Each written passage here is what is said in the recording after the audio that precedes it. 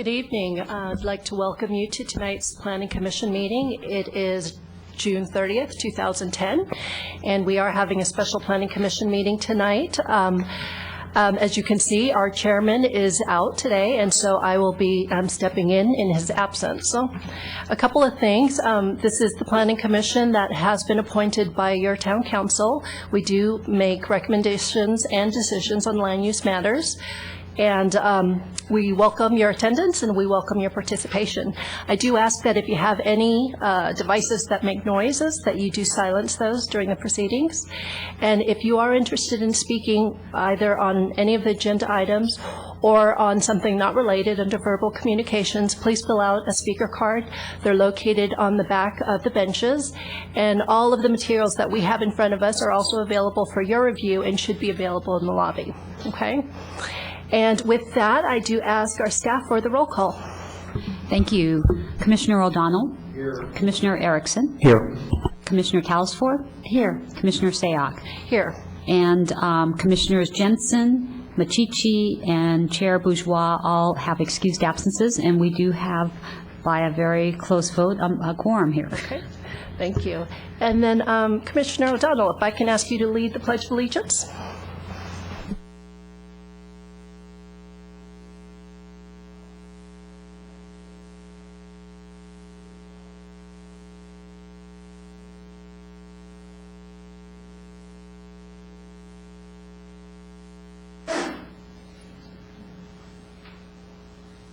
Okay, so approval of minutes. We have no minutes before us tonight. Our last meeting was last Wednesday. Requested continuances, we do have one. It is item number 2, located at 371 Los Gatos Boulevard. And staff is requesting approval to move that. Now, I'm going to ask, do we want to change the date that is contained in our staff report so that we can specify the date certain? Staff is recommending that this be continued to July 14th, 2010. Okay. Okay. Do I have a motion from one of my commissioners to move it? So moved. A second? A second. Okay. All in favor, please say aye. Aye. Okay. It passes 4-0 with 3 not present. Okay, and then as for subcommittee reports, many of the commission members also sit on subcommittees, and from time to time, in between those meetings, we do update each other. And since we met last Wednesday, have there been any subcommittee meetings? Okay, so there are none to report. Okay, so we are now at verbal communications. This is a chance for anyone in the public to speak on something not related to agenda item 1 or 2. I have no cards in front of me, so I'm assuming there is no one that would like to speak on anything that is not on these matters. So we are going to go on to our continued public hearing, which is agenda item 1. And that is the Los Gatos 2020 General Plan and the final environmental impact report on the Los Gatos 2020 General Plan update. Again, I have no speaker cards, so if there is anyone, okay, so please fill those out and submit them to us. So, in the meantime, I will look to staff for a report. Thank you. First off, as the commission is aware, there was one written correspondence. It was a desk item, and that you received that. And for the public's benefit, the desk items are contained on a table out in the lobby, and that actually has some addendum information for tonight's meeting. As the Planning Commission is well aware, we spent almost 5 hours last Wednesday on the 23rd going through 6 of the 9 elements of our draft general plan, the 6 elements that contain changes relative to the 4 focus areas. And we actually did a page by page and got a lot of really good feedback from the Planning Commission. We've captured all that. As we indicated, we'll be sending that on to the Town Council on August 2nd when they'll be reviewing this. We did have a couple of additional requests for information and some clarification, and that's really what's contained in your desk item. And then we can talk about that. We're really here to answer any questions that you might have on that because we think we captured what you were looking for. Before I turn this over to Joanna with Design Committee Environment, our general plan consultants, I did want to just walk through tonight's format, just really more so for the audience's benefit, so they can understand where we are in the process. As I indicated, we did spend considerable time last Wednesday looking at the 6 elements where the principal changes were to the 4 focus areas. For this evening, we will be first starting off with answering any outstanding questions from the follow-up material that is contained in your desk item. So that'll be our first item we will work on.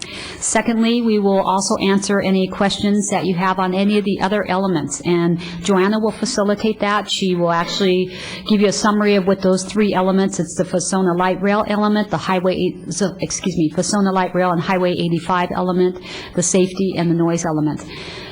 Some changes were made to these, but they were really to, as the Planning Commission is well aware, the council directed us to delete or to remove policies, goals, and actions that have been completed, were no longer germane to the general plan, conflicting or duplicated, and so some changes were made just based on that, but there weren't any changes made to those elements based upon the 4 focus areas. So we'll do a little summary of what those elements are and then questions and answers. We want to bring back to you, as Chair Bourgeois framed it, as your homework assignment, which was to take a look at the North 40 principles, specifically principle number 1 that talked about whether we should keep the language that talks about complementing and not competing with downtown uses. So we have information in the desk item on that for you. We'll answer any questions that you may have on the table of 2000 general plan goals, policies, and actions that have been recommended to be deleted from the 2020 draft general plan. And we'll answer any questions that you have on the non-focus area of the general plan comment matrix. So that's contained in pages 10 through 18. We got through all the focus area comments. As you remember, when Joanna was going through the goals, she'd also bring in any of those relevant comments, and we discussed those last Wednesday. Joanna has a brief summary of the final environmental impact report, really focusing on the 5 significant unavoidable impacts that are associated with implementation of the general plan. And then any other questions that we haven't answered to this point. And then lastly, we'll be asking the Planning Commission to make a recommendation on the recommendation to the Town Council on whether to approve the general plan and certify the final environmental impact report. So with that, if there's no questions of the Commission, I'll go ahead and turn this over to Joanna then. Okay. Are there any questions at this point? Okay. Thank you, Wendy. Okay, so I think, as Wendy noted, the first item is to ask whether there are any questions from the Planning Commissions about the outstanding items from last week's meeting. So this desk item.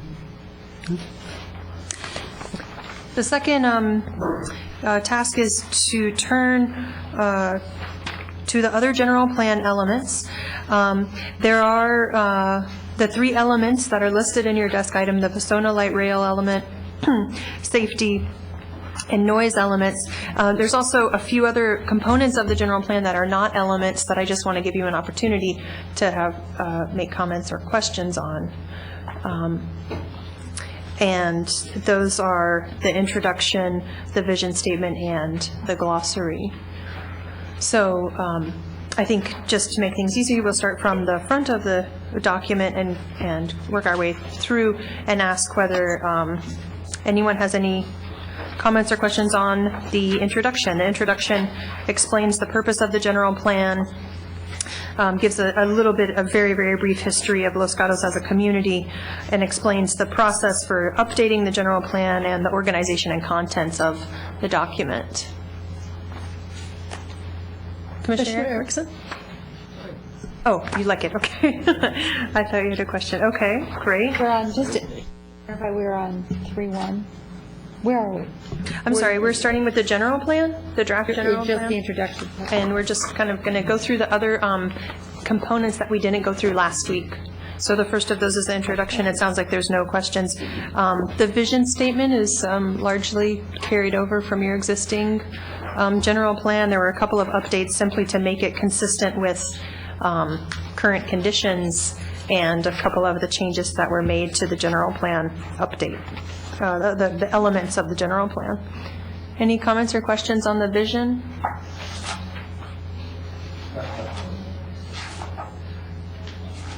Yeah, sure.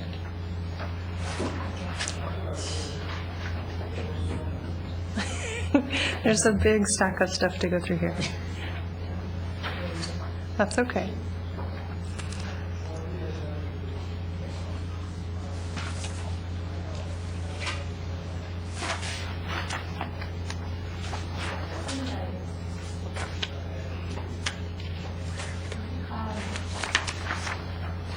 Yeah, I did have a question. That was in the vision about what makes it special. The overall community consensus is that Los Gatos should, and that's the second paragraph. Are you looking on the first page? Yes, vision 1. Okay. Blah, blah, blah. But Okay, I see. I don't see where town character.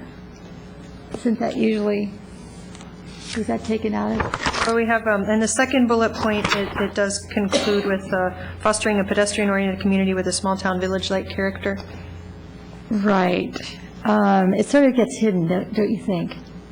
And we've always made that such a big part of what we've done.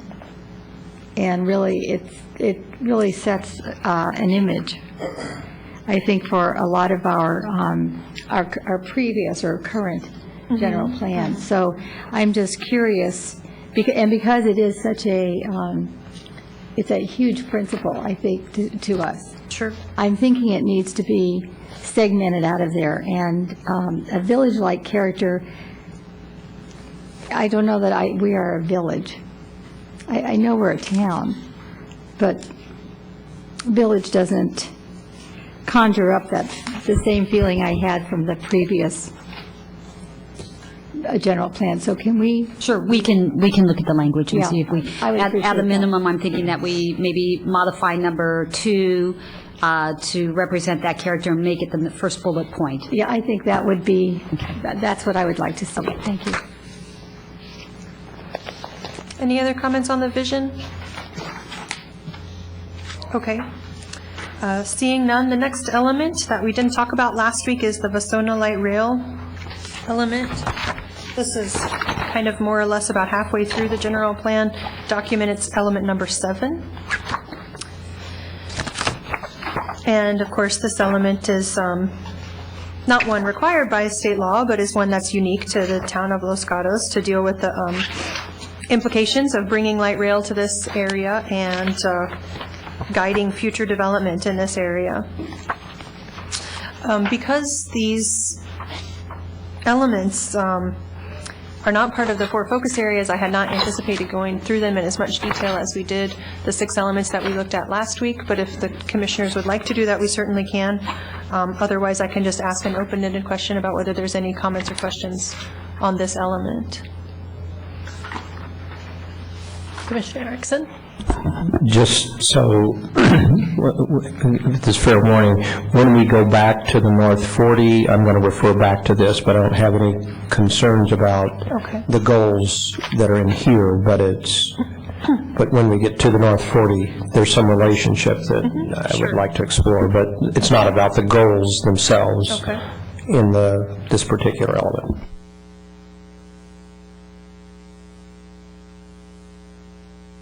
Any other comments or questions about this element?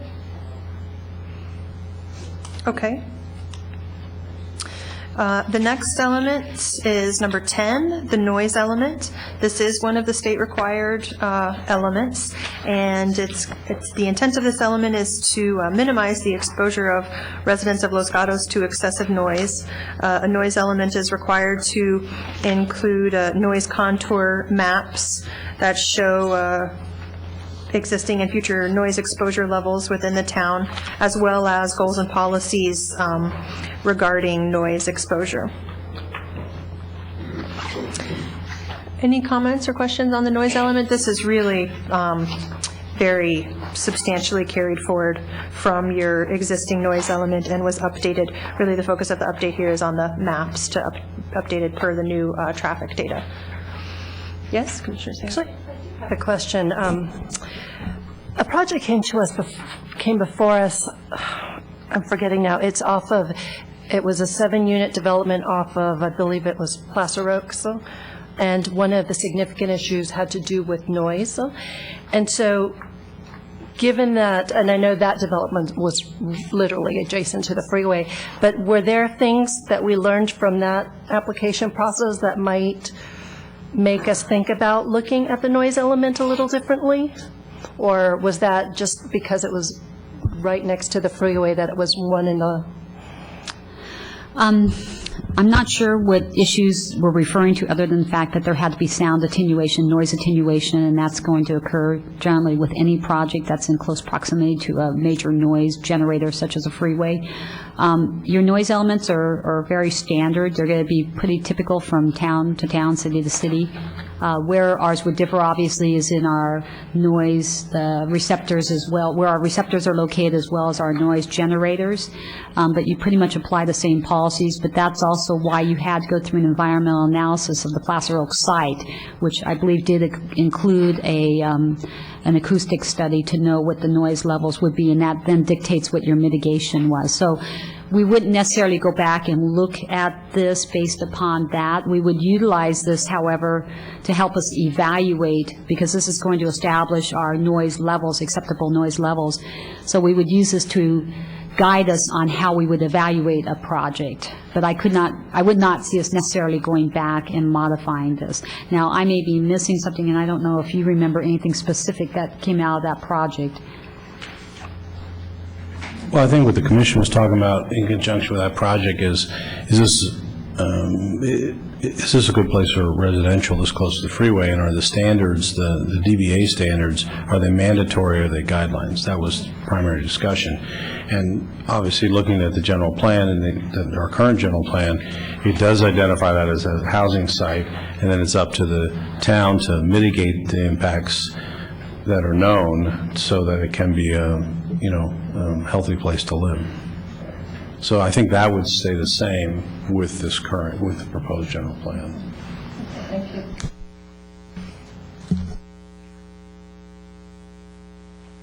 Any other questions about the noise element? Okay. The next piece of the general plan that we didn't look at last week is element 11, immediately following the noise element, the safety element. This is another state-required element of the general plan, and it addresses a range of possible hazards, including geologic hazards, urban and wildland fires, flooding, hazardous materials, and this is also the element where we address emergency preparedness. Any comments or questions about the safety element?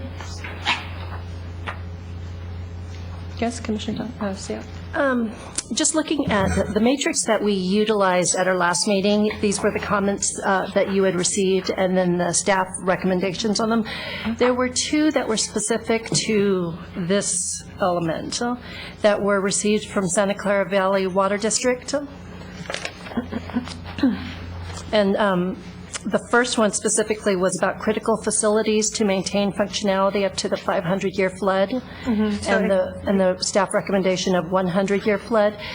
Could you just walk me through what the difference is, and then what adjacent towns, cities utilize, whether it's 100 or 500? And really, if you don't know the details, how does one evaluate what's more appropriate?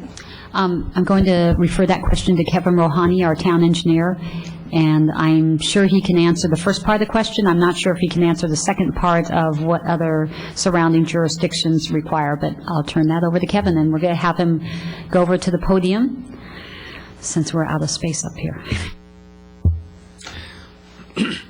Excuse me. The difference between a 100 and a 500 year is the intensity of the storm. Generally, for design in any type of public facilities, public infrastructure, there are different criteria that are used, like the 2-year storm, you hear the 10-year storm, 100-year, and 500-year. For most of the general facilities, a street, a development, that is used, a 10-year storm is used, and that equates the intensity of the rainfall versus a period of time, and there are graphical representations that determines so many inches per year and how much capacity would require. 100-year is generally used by most agencies. That is at the top tier for, call it a worst-case scenario. For instance, when Highway 85 was designed, some of the drainage system for that highly, sensitive and critical areas. The 500-year is a benchmark that is generally used for cases that are, extremely sensitive, that a failure would be catastrophic and not acceptable for a municipality, let's say for a town of Los Gatos or other cities, unless, again, it is a facility or a site that under no circumstances you have to protect it. You have to really develop like a graphical representation for a 500-year. That's something that's, there would be massive destruction for that flow and capacity of the storm. So generally, again, for 99% of the type of projects, the top tier would be the 100-year flood. Okay, thank you. And while Mr. Rouhani's here, does anyone have any questions of him? Okay, thank you. And actually, I do have a second question, and it was the second comment that they had provided, and it was with regard to stormwater runoff maintained at pre-development levels, and the staff recommendation was to require major new development. And so the only question I have is how would we distinguish what is considered major? We're going to defer that to Kevin also. So I think he's on his way back. Sorry, Mr. Rouhani. This is like what Todd was doing last Wednesday. He kind of was going back and forth. Kevin, I think he's going to go ahead and sit over next to Linda. Okay. It might be better. Thanks, Kevin.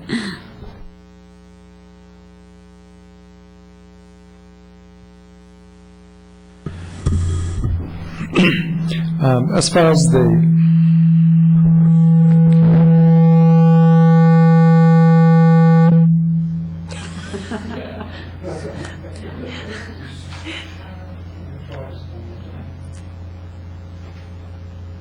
it's better now. I step back. The exact. Do you want to use this?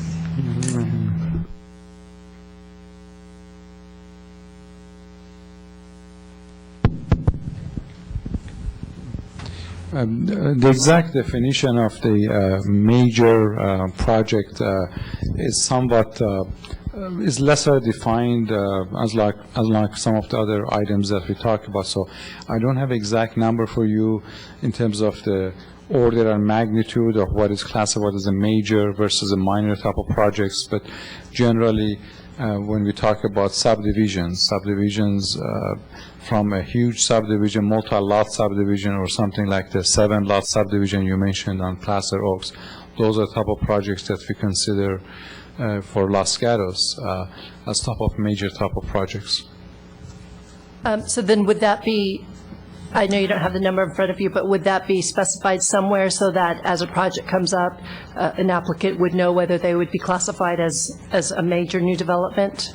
Yes, during the development process and review, both through town staff and our consultants to do the peer review, that would be a... Okay, okay, thank you.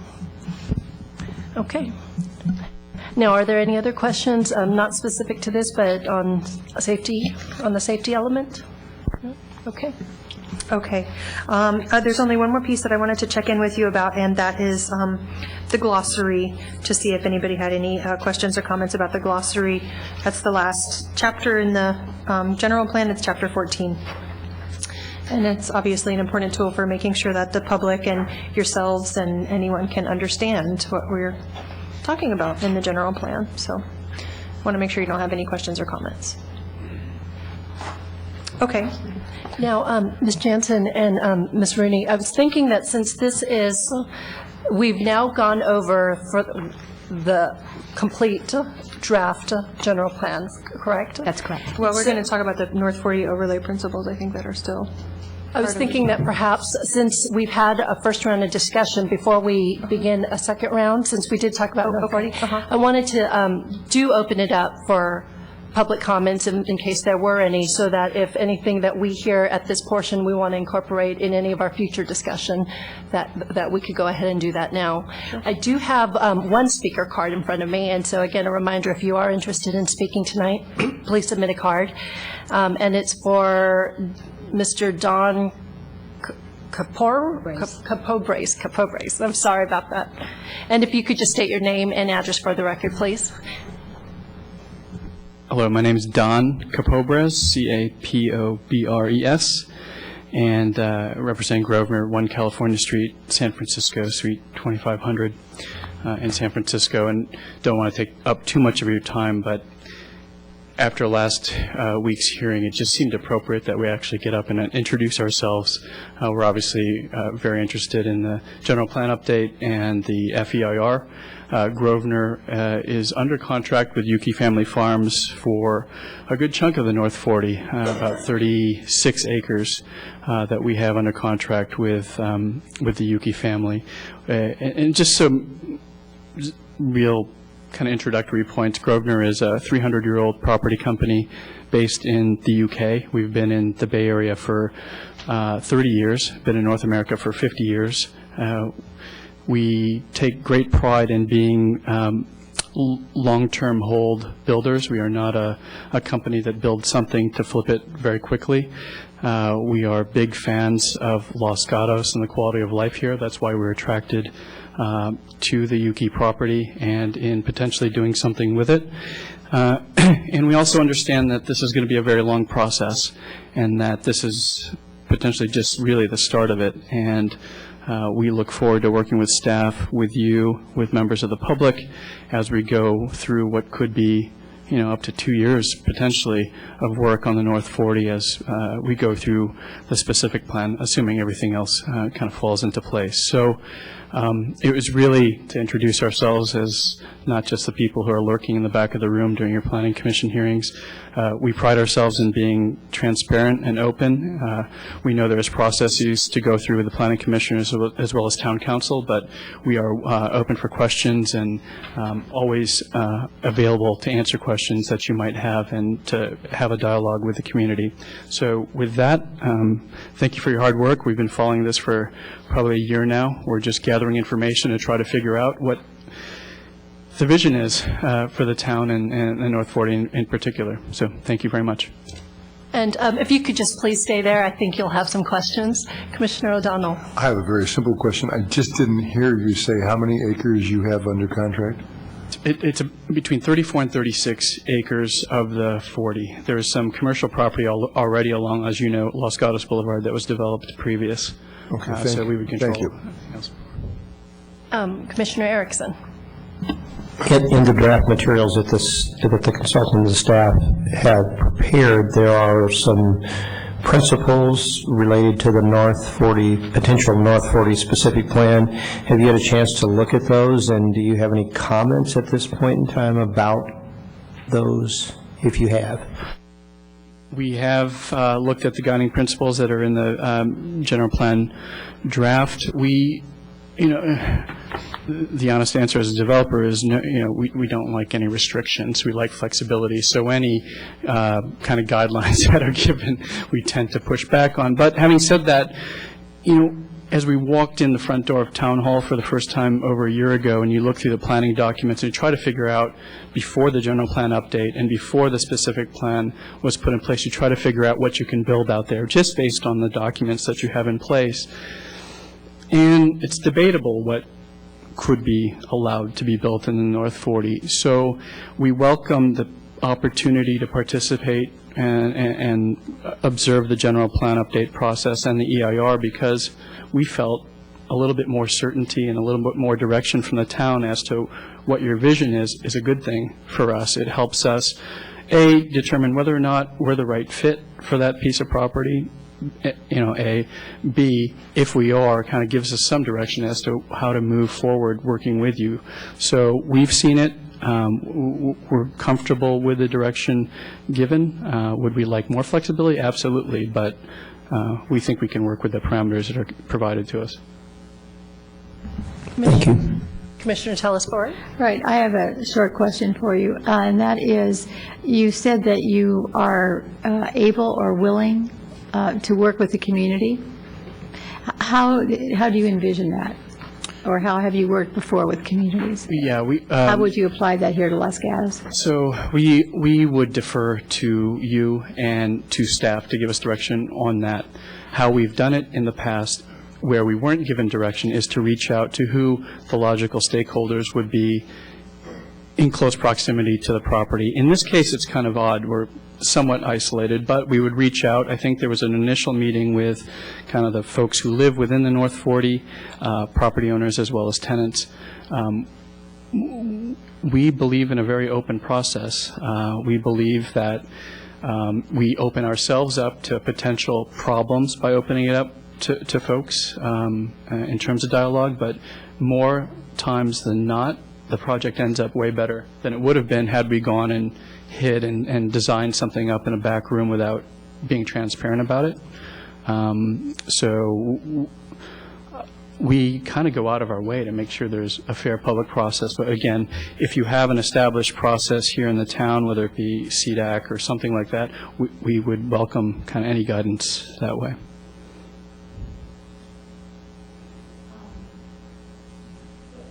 I wish you could have been a little more specific with that. How have you worked in other communities with projects like this? So we have taken initial steps in terms of design concepts. We've reached out to, let's say there's a neighborhood group adjacent, we've reached out to that neighborhood group. If there's, at Hamilton Field, for example, in Novato, there's an established homeowners association for the huge military base closure that was there. There was a formal group there. We worked through their process in terms of bringing ideas to the table as we were going through the design process before implementing the project. So maybe 2 or 3 public meetings with just them, maybe 2 or 3 public meetings with just, for example, it was a senior mobile home park adjacent to the center that we built. I take great pride in, so you can do group meetings. I've sat down in people's living rooms and going over plans with them one-on-one.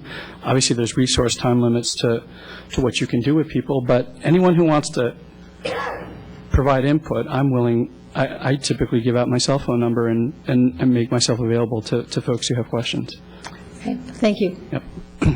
And I do have one question of you. So you mentioned that you've come to Town Hall about a year ago. Have you had any public meetings since you've started this process, or these are just plans that you have as you're moving forward? We did some work to try to figure out the program on the North 40, kind of the maximum numbers that you have in the final environmental impact report, the draft final environmental impact report.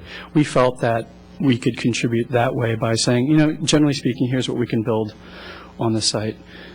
Outside of that, we have no plans on paper. There's no, I think we've shown some things at GPAC, kind of generally speaking, how the project would lay out, what types of uses we were looking at. So there's been a couple public meetings in that regard. There's a stakeholder meeting for the people who live in the North 40 or rent property in the North 40.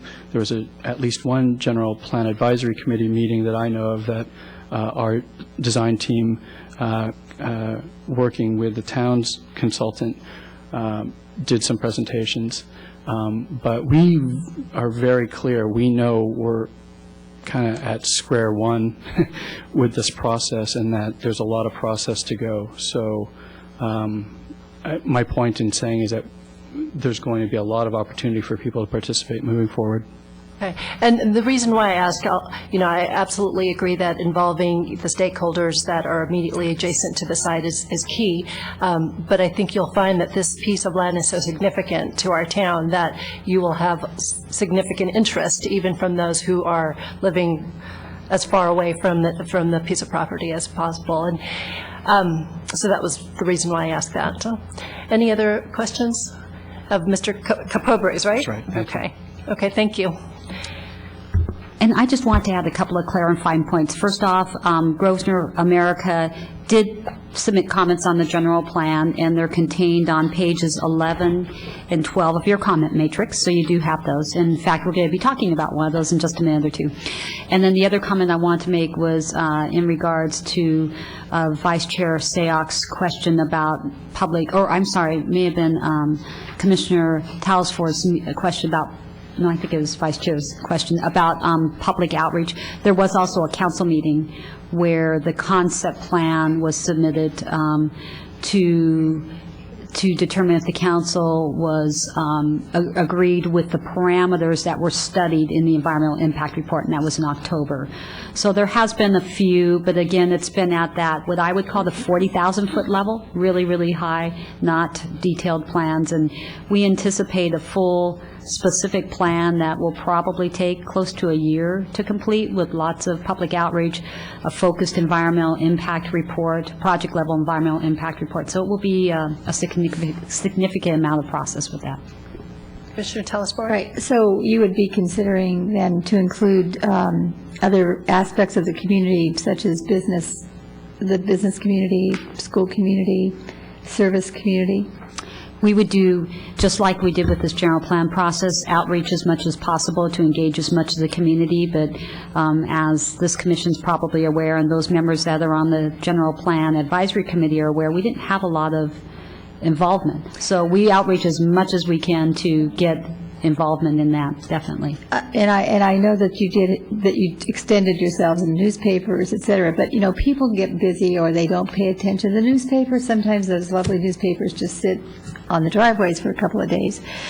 But I think that because this is such a significant piece of property, and because the stakes are high for how we will change the future of Los Gatos, and because the groups I just mentioned, I think, have a lot to gain and lose. I think that we have to do a better job of reaching out to them specifically, be that letters to presidents, board members, whatever that is. I think that it will behoove us and make our life a lot easier. So, we're catching that. Thank you. thanks. The next speaker that I have is for Ms. Lee Quintana. And again, just a reminder, if anyone in the audience would like to speak tonight, just submit a speaker card, and it's located behind your bench.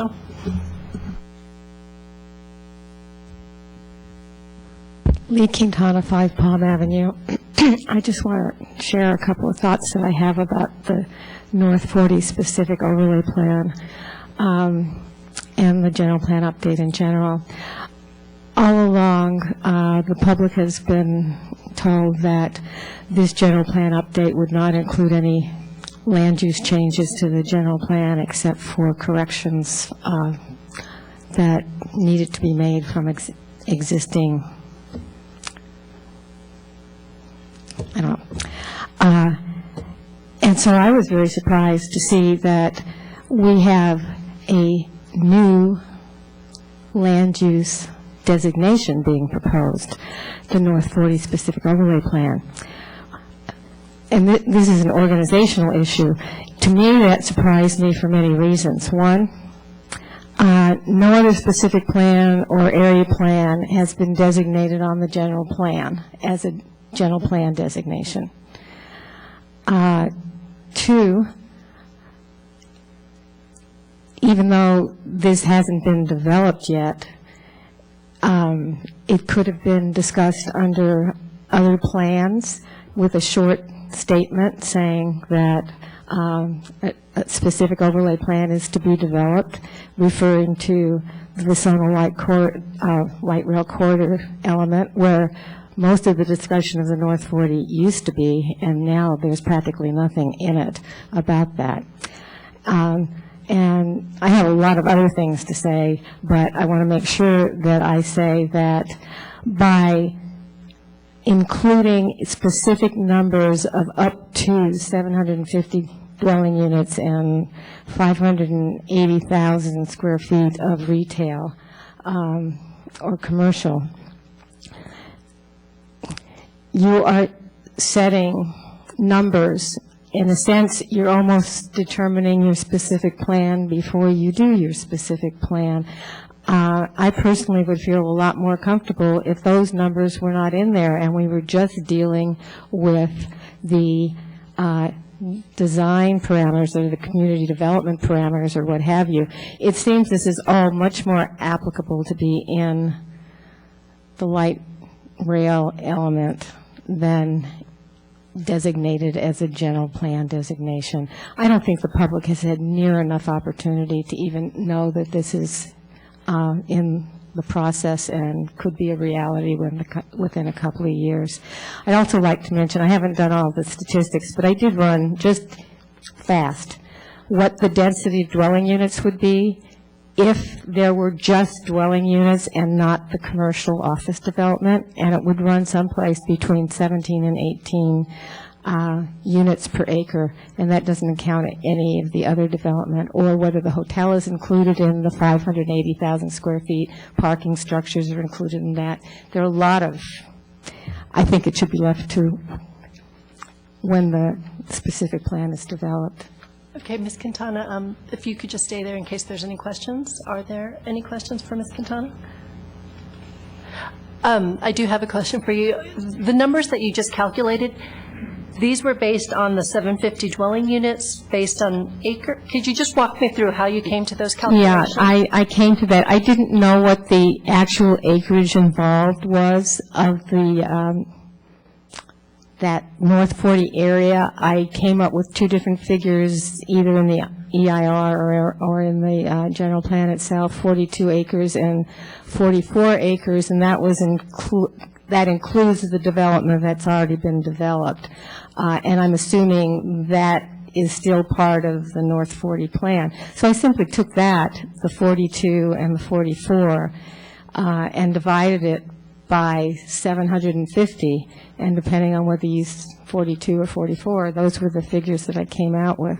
And that's not counting, I didn't do the calculations for the actual square footage of a retail or office or hotel development, because I didn't even know what the real figures were. But it gave me the idea that the intensity on this site is going to be fairly intense. Thank you. Okay. So I have no speaker cards left in front of me. So with that, I think let's go ahead and continue off, Ms. Jensen, on where we were. Okay. We completed our review of the draft general plan components, and now we're going to return to the discussion of the North 40 overlay principles that we began last week. These principles are found in the land use element. Page 16. Thank you. And I believe that there was the specific question about the first principle listed on page 16, which the current language says that development under the North 40 specific plan shall complement and not compete with Los Gatos' downtown and the rest of the community. In your comment matrix, you have a comment from Grosvenor Americas on page 11 of the comment matrix, comment number 11. That says this principle should be revised to say, include a mixture of uses that complement Los Gatos' downtown and the rest of the community. And I believe in your desk item this week you have a note from staff that they would support this suggested change. And I can add to that. Based on our discussion from last week, as well as contemplating this throughout the process, staff agrees that having language such as compete with the downtown, anything in town could compete with the downtown. The downtown has an array of uses, everything from personal service uses to even residential in the downtown. So to have language included in this that in the general plan, which is your guiding document, that excludes uses that compete with the downtown, really, I don't think is getting to the intent. The intent is to make sure that the development of the North 40 won't cause adverse impacts to our downtown. And I'm not sure if really having language saying that do not compete with the downtown is how you get at that. It's really making sure that we have a mixture of uses that would draw to the North 40 as well as downtown, but also have neighborhood serving uses that will serve not only the future neighborhood that potentially would develop there, but the surrounding neighborhood. We have a lot of existing residential surrounding that would also serve those markets. So I think what we're looking for really is that we complement uses throughout the town, not just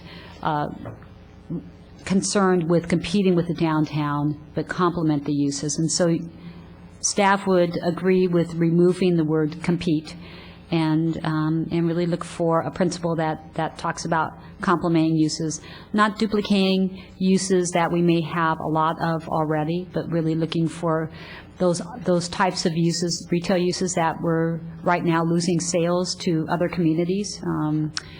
Big appliances, we've done a couple of leakage studies that show what areas that we're losing sales, and so we'd want to make sure that the North 40 captures those types of uses.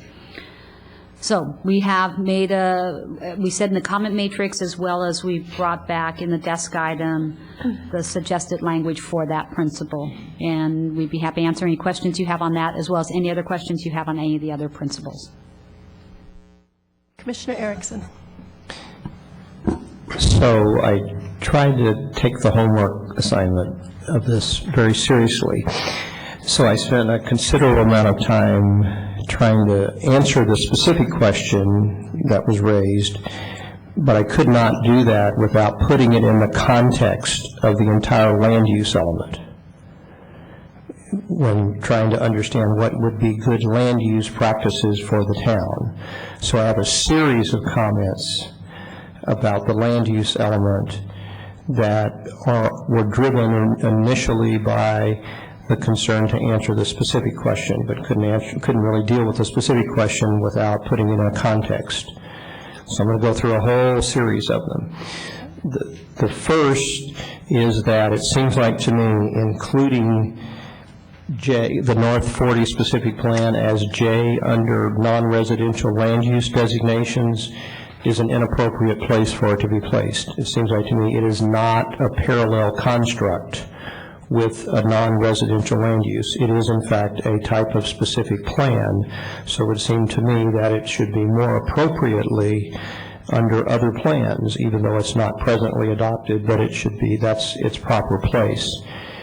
It's neither a parallel construct, in my opinion, and it also does another thing. It separates it, isolates it from other kinds of plans, and that, and my concern about that will become apparent in a moment. That's the first. The second is in the goals of the land use element, there are a combination of types of goals. Some that are the two broad types of goals. Some that are general in nature. That would be generally goals 1 through 6 and 8, and goal number 8.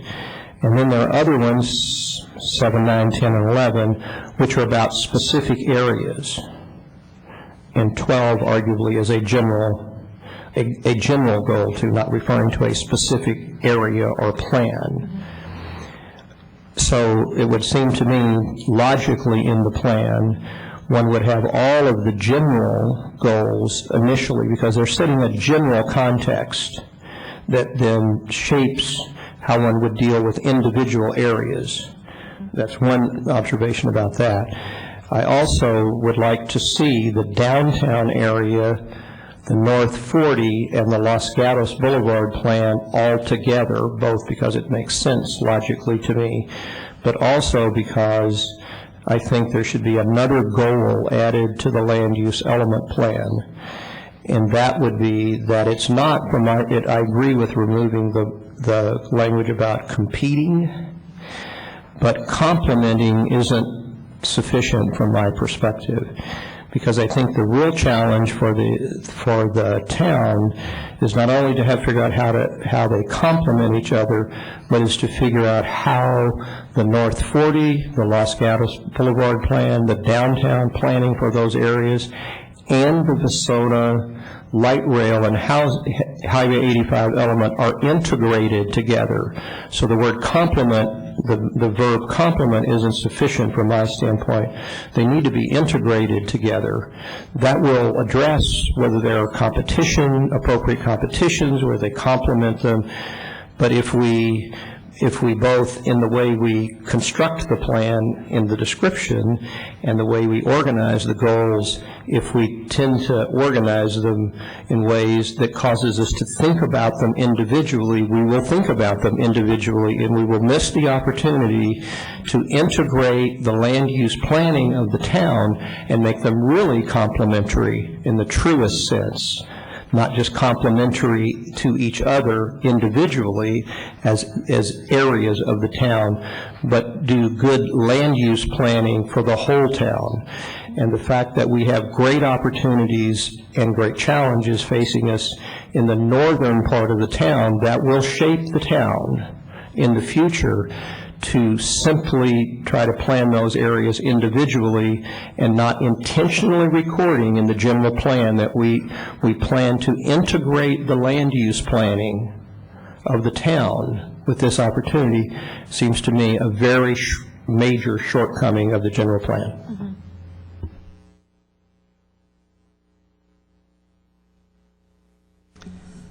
Okay, thank you, Commissioner Erickson. As you said, that was our homework, and another homework that we had that wasn't specified was that we have had a week to mull over all these issues that have been before us, and based on your comments, it's obvious that you have certainly mulled it over.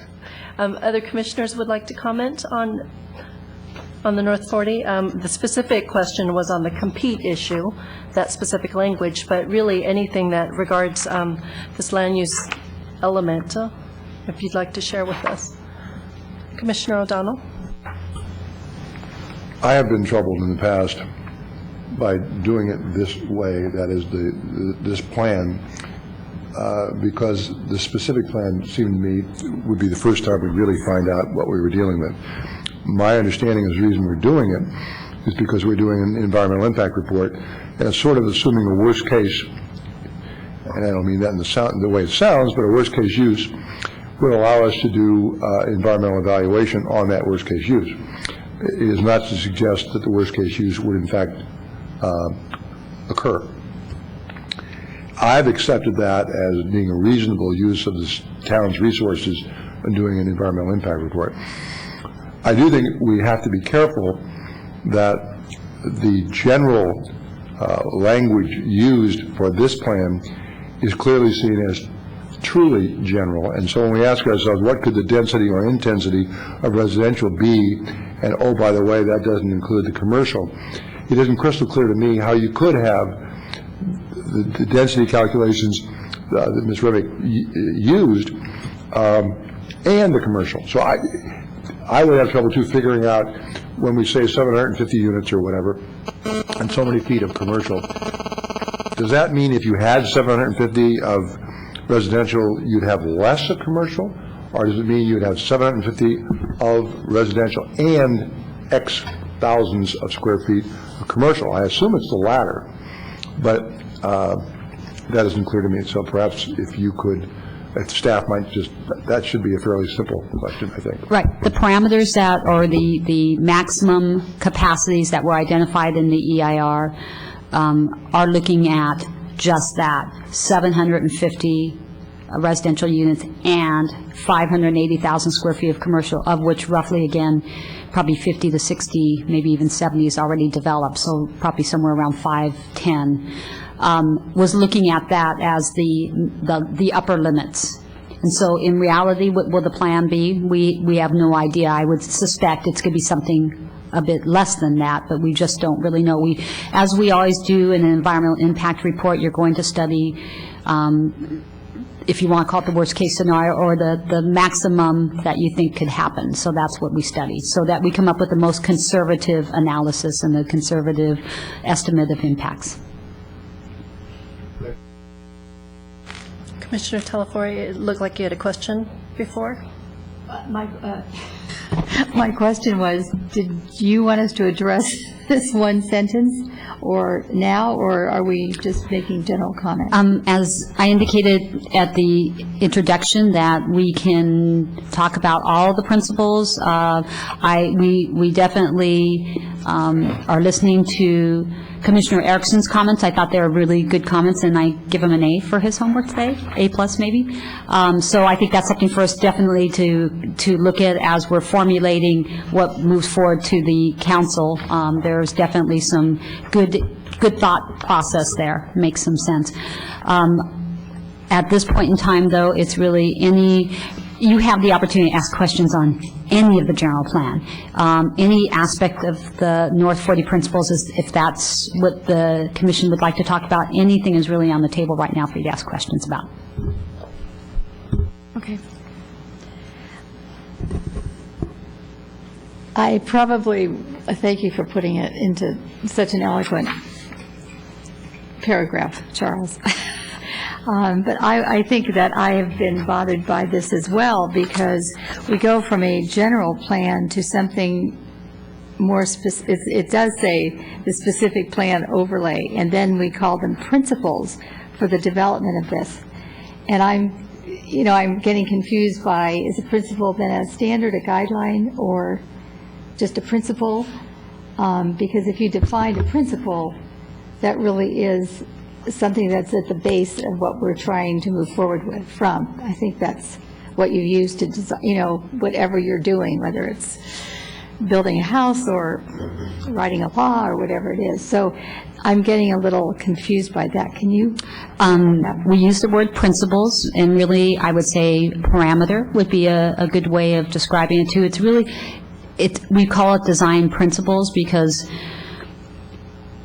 if we put into, we obviously had to study something, correct? We had to come up with some building program to study so that we could come up with, again, kind of that greatest impact assessment that could occur.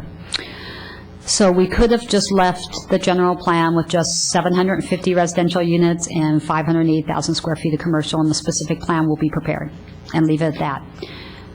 But it really doesn't articulate what the town is looking for in the development of that property. And we want to give clear message that we have some high standards that need to be upheld, and considerations need to be given when you're looking at developing that property. You're going to have to build affordable housing. You're going to have to build public facilities such as a community park.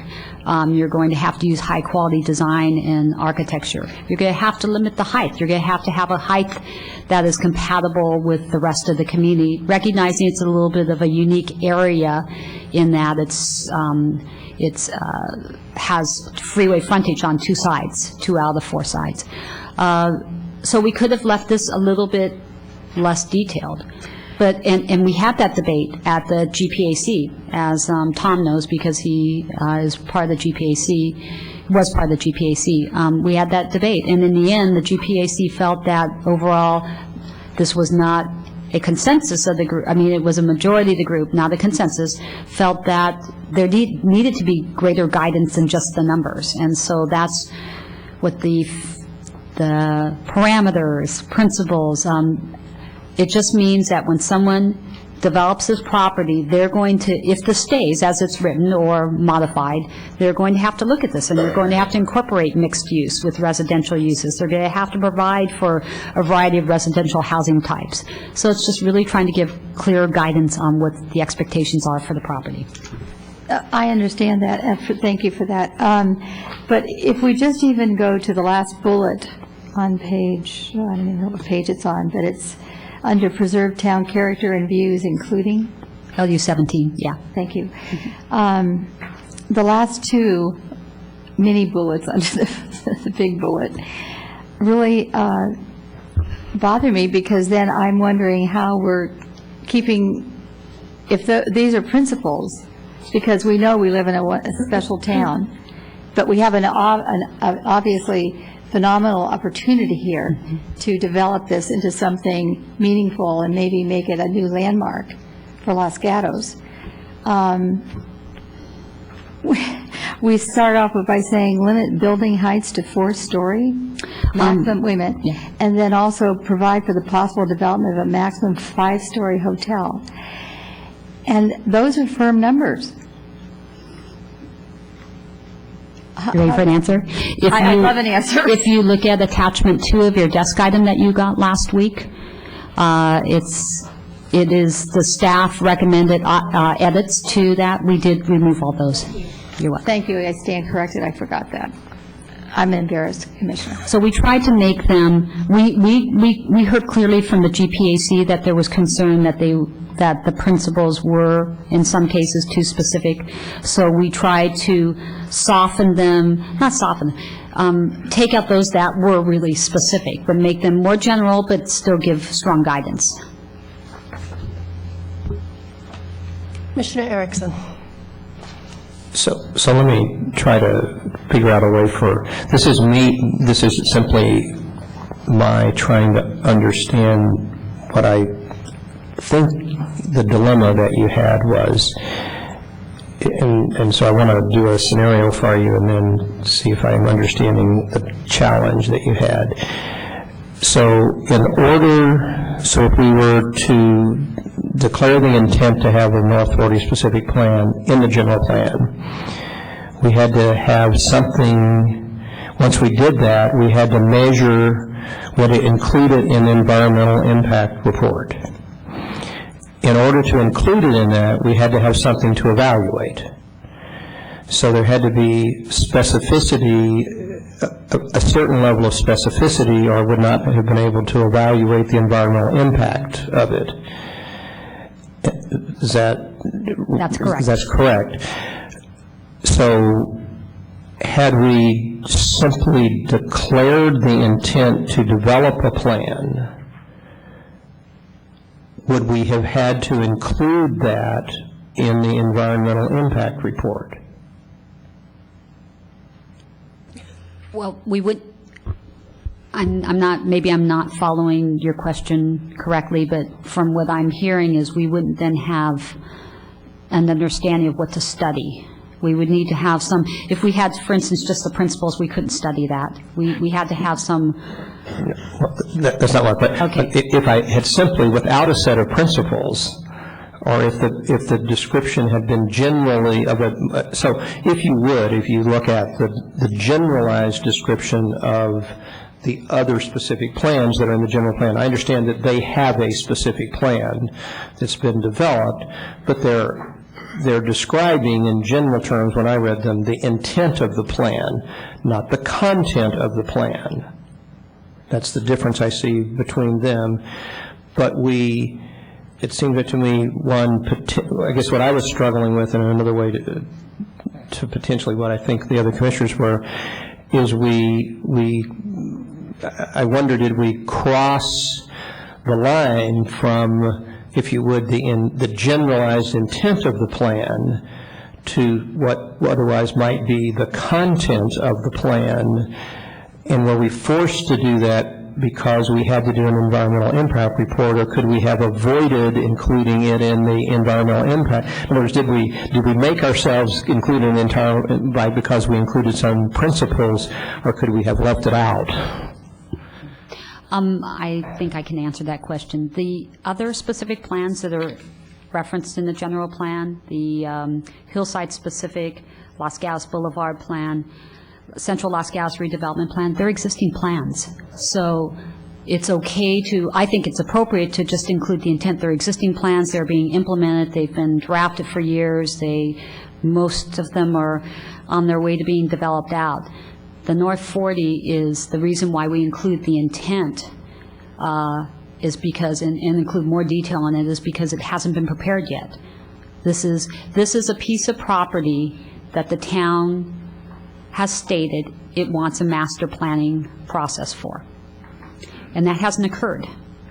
And we don't know what's going to happen there, other than we can fall on the guidance of the general plan to show us numerically what could be developed, the maximum that could be developed, and array of uses and design principles that we want to see integrated into that.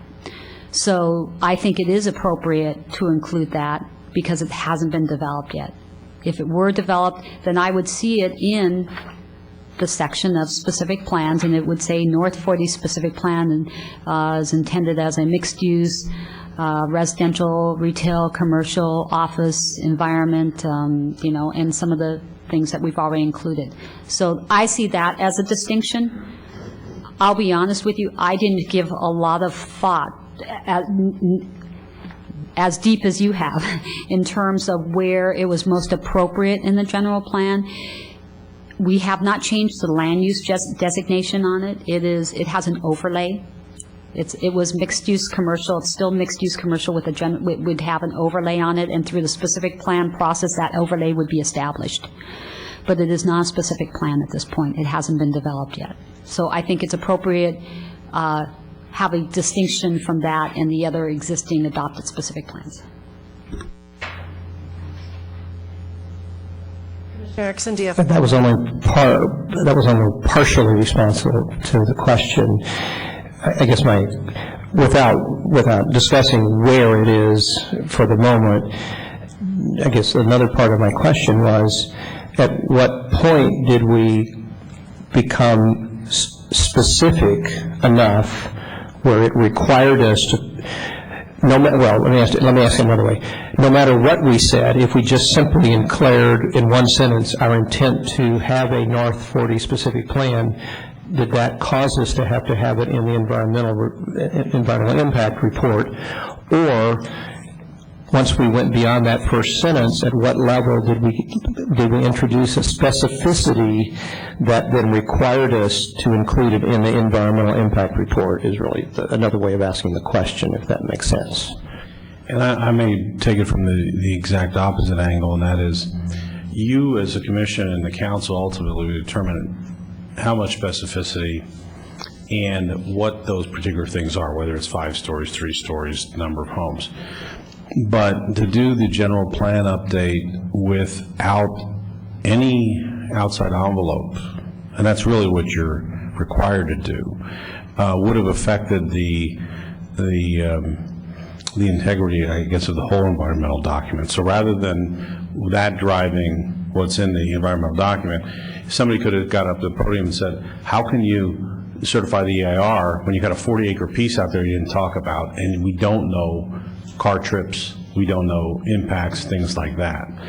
So that's that part of it. The other part to keep in mind, and I don't think this is part of the question, but just to keep in mind that what you're really saying by doing a specific plan is that even though you're theoretically setting an outside envelope, you are putting in between that and development another legislative act, which is a specific plan, which is pretty important because you're not, if this was literally the same as zoning, your action, somebody can come in with a permit, but I always try to explain it like this. Once you have the zoning, the property owner can come in with a permit within that zoning and at least argue for as much as they can get.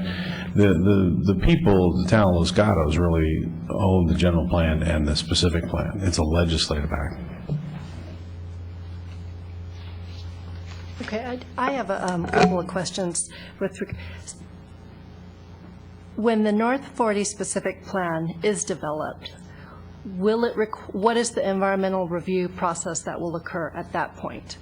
It will be, we assume, we have to do an initial study, but we are pretty assured it will be a project-level environmental impact report, meaning that it would be a full environmental impact report that would be based upon the project, which is however much square footage of commercial, where it's located, how it's built, and how much commercial or retail, where it's located, how it's built, height, view analysis, everything that we typically see in an environmental impact report.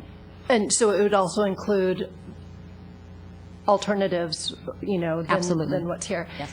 And then the next question again, and walk me through this, is where did these numbers come from? So we're talking about, this is the maximum number of 750 dwelling units, 580,000 square feet. I mean, how did those numbers materialize? At the time when we started the general plan, or we're starting the general plan update process, the developer and the property owner negotiated a contract. And they approached the town and told us that they were interested in developing it. If you look at the existing general plan does not have a lot of detail on the North 40 because it was assumed that a specific plan would be prepared. And so it didn't have nearly the level of detail that's in this plan. If you simply looked at the mixed-use commercial general plan designation, the zoning designation, our lot coverage requirements and building height, you could build something much, much larger on that site. So that became one of the alternatives we would have to stay because that's the existing general plan. The developer went through their own very quick process to try to be able to be included in the general plan and not have us evaluate simply the existing general plan policies on that site. And this is the maximum capacity that they could see on that property. So that became alternative number 2. And then for the general plan EIR purposes, we analyzed two additional alternatives. One was more commercial, less residential, and the other one was vice versa. So that's how we came up with the really 4 different alternatives for that. So then if I understand correctly, in the EIR now, moving away from the general plan, when it talks about the alternatives that were studied, those were not townwide alternatives, those were North 40 specific alternatives? They are townwide. They're townwide alternatives, but the North 40 is part of that. So. And so the different mixes that you had just mentioned, those were also included in the different alternatives? Yes. Okay. And then my next question, as I mentioned at the last meeting, my concern is, and I think Commissioner Erickson had also discussed it, is the integration of the North 40 plan as it's developed with what's coming up on Los Gatos Boulevard.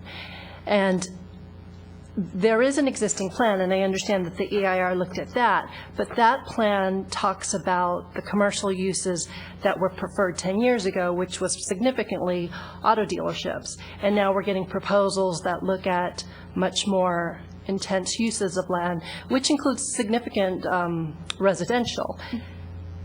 When you were looking at when you were doing the EIR on that, did that include the Los Gatos Boulevard plan as it exists, or does that include the numbers that we have been hearing coming through the pipeline with those applications? This EIR covers the general plan and the general plan land use designations and the build out that we would expect to see under the general plan. And for the area along Los Gatos Boulevard, has not changed. It's the same as what your existing general plan is. So in a technical sense, this is not an EIR on the Los Gatos Boulevard plan. It includes the Los Gatos Boulevard plan to the extent that that's reflected in the existing land use designations. But that's what the EIR is on your general plan land use designations. So in other words, the uses on Los Gatos Boulevard, they may be mixed-use commercial, so we're going to look at mixed-use commercial. We're not looking at auto dealerships. So we actually projected out what we thought was reasonable square footage on commercial and residential to help set the parameters for the traffic analysis, which is the predominant study that was utilized, or the predominant study that would look at the changes of land use that have occurred on Los Gatos Boulevard. Commissioner Erickson, do you have any questions? Which of the non-residential land use designations does a hotel fit under? Because I can't figure that out. Let's look at them.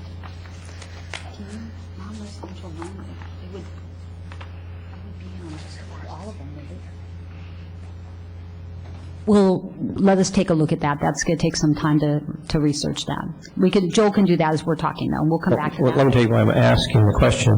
Let's assume that it fits under one of the land use designations.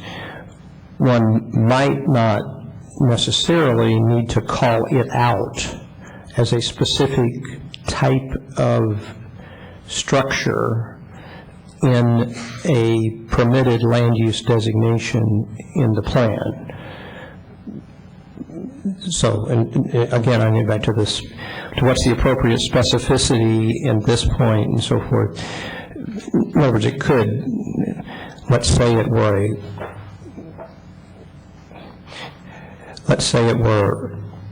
an office professional. I know it isn't. I'm using one that obviously it is not.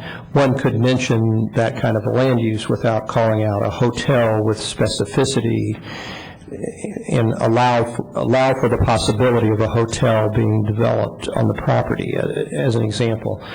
When one's trying to figure out what's the proper, I guess I'm still struggling with the proper balance between calling specific things out and not and doing what we need to do in the general plan, but not being prescriptive unnecessarily and preempting the specific plan, the development of the specific plan.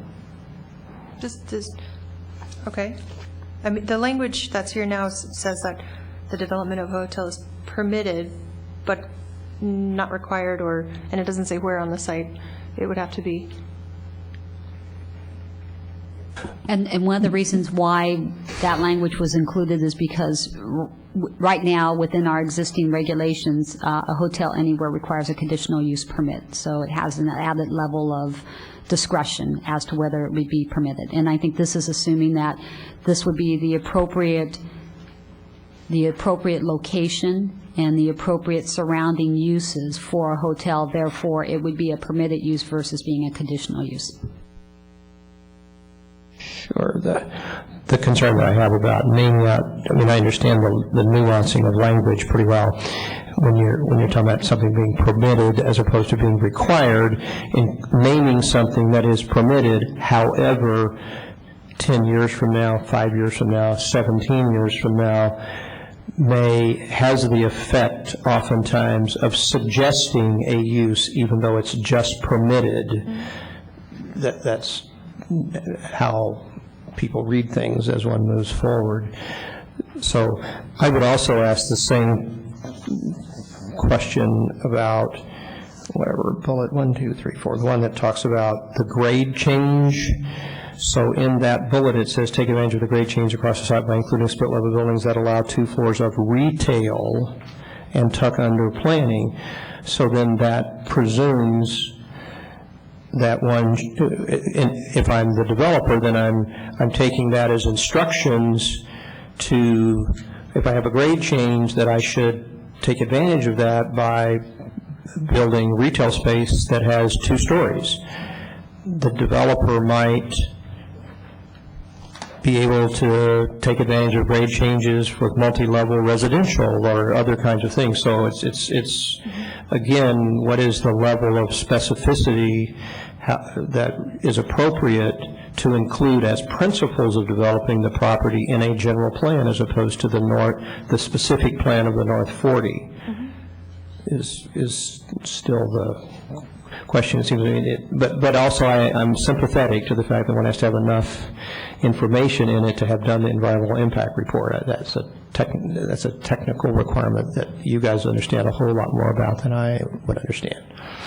I want to just say something about the overlay in general, because it is a device that I've seen used in many communities that are facing a very similar situation of needing to do future planning for an area, but not wanting to do that as part of a general plan update and being able to take more time, but yet acknowledging in the general plan the importance of that area. So an overlay is a type of a tool that we see pretty commonly, and with every overlay, it's this exact question comes up, which is the balance between establishing the parameters in your general plan. And it's true that the EIR has to analyze something specific, something quantifiable. But I don't want you to think that the EIR tail is wagging your general plan dog. I think that the reason we had to come up with something to analyze in the EIR, but at the same time, I think there was also a desire by town staff and by the GPAC ultimately to provide clarity and specificity in the general plan, because the general plan is the declaration of the town's intent. And so this was a chance, as Wendy was saying, to put anyone who wants to develop on this site on the future on notice of what the town's expectations are for that project and what the town's vision for that very important site is. And so that's not the EIR, is the reason for a lot of the detail that you see in these principles. If I could just add one thing to that. The last bullet point you talked about is a good example of something that if you felt it was too confining, that particular bullet point is really not driven by the outside parameters. So if you wanted that bullet point to say, if retail is proposed, then it should take advantage of the grade difference. That's the kind of thing. And as I know Commissioner Erickson is well aware, staff is recommending deleting the language relative to the hotel. So that is in part of our recommendations anyhow. So that, again, to try to create that foundation or the parameters, but not try to be too specific. And we can, what we would like to get from the commission ultimately will be the majority's suggested changes to the North 40 principles, if there are forthcoming. It sounds to me there may be some forthcoming, so it would be helpful for us if we get the commission to discuss what Commissioner Erickson is raising and whether the commission as a whole, because again, we need to take on the commission's, the majority of the commission's opinion on this onto the council. Commissioner O'Donnell? Commissioner Erickson has said a number of things, and I particularly concur in the initial remarks he had about organization. I thought that was very insightful and helpful. I don't share I'm not sure it's a level of concern or whether it's a level of confusion or whether it's a level of objection to the specificity which remains in this overlay. I am not troubled by it only because it has been my experience that just because a city says we would consider this, that will be somehow a promise that we will do this. And I think any good developer may use it as an argument, but the city is not required to do any of those things. But by allowing the possibility of that, then it makes best use of the general plan and the environmental. So I began this process a long time ago on the general plan committee and all that kind of thing, troubled by this, very troubled by this. However, with the passage of time, maybe you've worn me down, I don't know. I'm not as troubled by it. I think the consideration of the reorganization would be very helpful. And our language about complements is better than competition. And if we can do better, as Commissioner Erickson said, I'd like that even more. But I would be happy with the language as presently proposed, unless we can follow through on the suggestion of Commissioner Erickson. I am not troubled, however, by the balance of the suggestions as to what might be possible there, and therefore the environmental evaluation of those possibilities. If we can, let's try and break it down and see where we do receive some consensus so that we can go ahead and put that in your box and focus on the areas where we want to still have a little bit more discussion. I know that we started off with the whole discussion that was presented in our desk item on the compete. And the actual verbiage that we have is on our desk item. It's number 3. And it says discussion on whether the North 40 overlay principle that recommends that uses complement and not compete with Los Gatos downtown and the rest of the community should be replaced with include a mixture of uses that complement Los Gatos downtown and the rest of the community. So, you know, I mean, we could just do this with nods, right, to see if we have consensus. I would say that's fine, and I would suggest that I don't think we need to wordsmith. If we get the intent, we can wordsmith as appropriate. Okay. But in general, we all agree with striking the word compete. Yes. Okay. Okay. And a Commissioner little Pellsbury? word, well, just a little wordsmithing on the sentence. Okay. Okay. It could read the Los Gatos downtown. It's just hard to say Los Gatos's. Okay. Okay. Another area where I think I heard some, well, I've heard 2 commissioners now talk about organization in terms of where North 40 specific plan overlay lies. Right now, it's under J of non-residential land use designations. Commissioner Talafore, do you have some thoughts on this? So,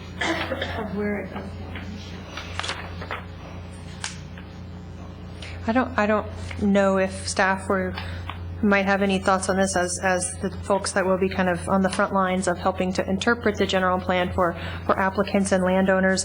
But I would have a concern of moving this out of the category E that says general plan land use designations, because I think a reader should be able to have an expectation of finding a section in the general plan that says land use designations and finding all the land use designations within that section.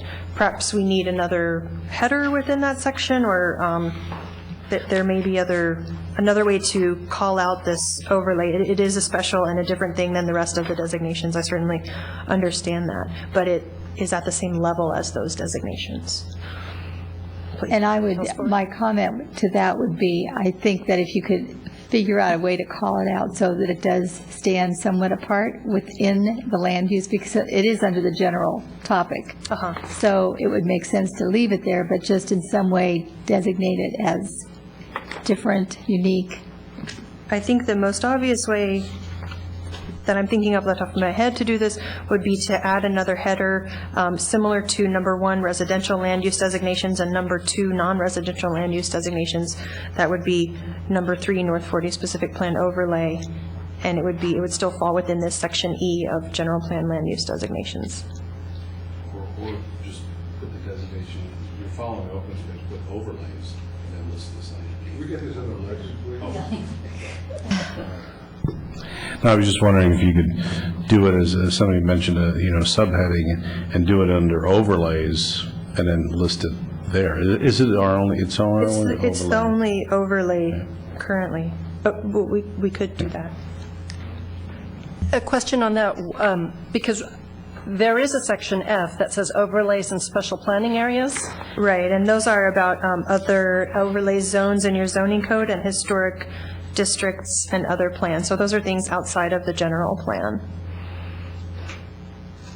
I think perhaps another change that we could make would be to clarify the title of section F so that it says overlay zones and special planning areas, because I agree it's very confusing to have a general plan designation overlay and then the next section says overlays and you think, here's where my overlays are. I'm wondering if we're trying to rewrite something now, whether this is the best use of our time. I heard Commissioner Erickson's suggestions and I've heard your response, and I would certainly like to hear a little more on that, because I think you two have said something which is fundamentally different. Sure. How you draft it would be later, and I'm sure if we can agree on the fundamentals, right, the drafting would go a long way. So I would be helped, because I heard what Joanna said, but I previously had heard what Commissioner Erickson had said. I'd sure like to know whether he thinks doing what you just suggested would be consistent with his homework. Sure. And your reflection, because I thought your reflection was impressed me anyway. So. Okay. When called on in class, you have to speak. I mean, I guess I'm coming at it as a lay person, not as a professional planner. So, it seems to me that I guess I would share Commissioner Sayok's observation. Is section F referring to overlays or to overlay zones? And is an overlay plan different than an overlay zone? Sure. If that's true, then it may all be in the semantics of it, but without wordsmithing, it is the construction of a document and the sections of a document do have importance, because they help people over time understand who didn't write the document. And this is not intended to be redone every year, hopefully. And so it seems like to me it is important to have parallel constructs so that there is an understandable organization of the general plan over time that's really the question I was raising without having potentially the technical expertise to answer my own question, depending upon you to do that. So I wouldn't want to try to rewrite it here because it's not either a good use of our time or a good use of their time. I would think so. I would trust that you've heard the concern, and you've heard the concept, and that you would come up with something, knowing full well the town council has the final say, and they will be wiser undoubtedly than all of us. Right. And just a confirmation that in addition to the staff report that you guys will be providing, they will have the transcript of this meeting so that all each commissioner's point of view and concerns will be well documented and taken into consideration. We will have verbatim minutes, and I could just tell you the non-verbatim minutes from last meeting are 30 pages. Those are non-verbatim minutes, so you can imagine. Yeah. Okay. It's a good thing they're on break this month. Okay, and so one other thing before we move on. We'll let you guys work out wording and placement, but I do agree, and I think it sounded like everyone agreed that trying to, I think the key word was integrate it, have it written so that it's not a standalone island and that it's something that we are hoping will be better integrated with the rest of the specific plans contained in the larger general plan would be the ideal. Yes. Sure. I want to talk about that a little bit more because I think that is a very important suggestion, and I want to make sure that I understand what the Commission's feeling is in general as we think about forwarding that suggestion on to Town Council. So if I heard correctly, that suggestion is not about the language of the overlay designation, but more about the I heard two pieces. One is the organization of the goals in the land use element, and the other is the potential creation of a new goal to reflect this desire for integrated, responsible, high-quality planning in the town. So the first of those, I think, is very simple to address. We've been talking, and I've been trying to pay attention, and so I haven't read each goal again individually, but I think it certainly makes sense to group general goals together and then have them followed by specific goals. So that was the first thing I heard you say, and I think that's very easy to accomplish. I don't know if any other commissioners have any concerns about that, but that seems like a fine thing for us to pass on to the Town Council. The second piece about a new goal regarding integrated planning for not only North 40, but Los Gatos Boulevard, the Bostona Light Rail area, downtown, and these key fundamental parts of Los Gatos. You described it as a goal. A goal, in the way that the general plan is currently set up, is one of these goals, and then we would need to have something underneath that goal implementing it. I'm wondering if, in fact, it's could be expressed as a policy of the town or even an action item for the town to do under one of the existing land use element goals. And specifically, I was looking at goal LU1, which calls for a balanced community, goal LU3, which calls for well-planned and careful growth, which I think really speaks to the point that you were trying to make, or goal 6, which calls for appropriate infill development. So, and I think then underneath one of those goals, for example, it could be a policy of the town to conduct integrated, you had some good language about it, good land use planning that integrates these efforts for the whole town and not just piecemeal planning for individual areas of the town.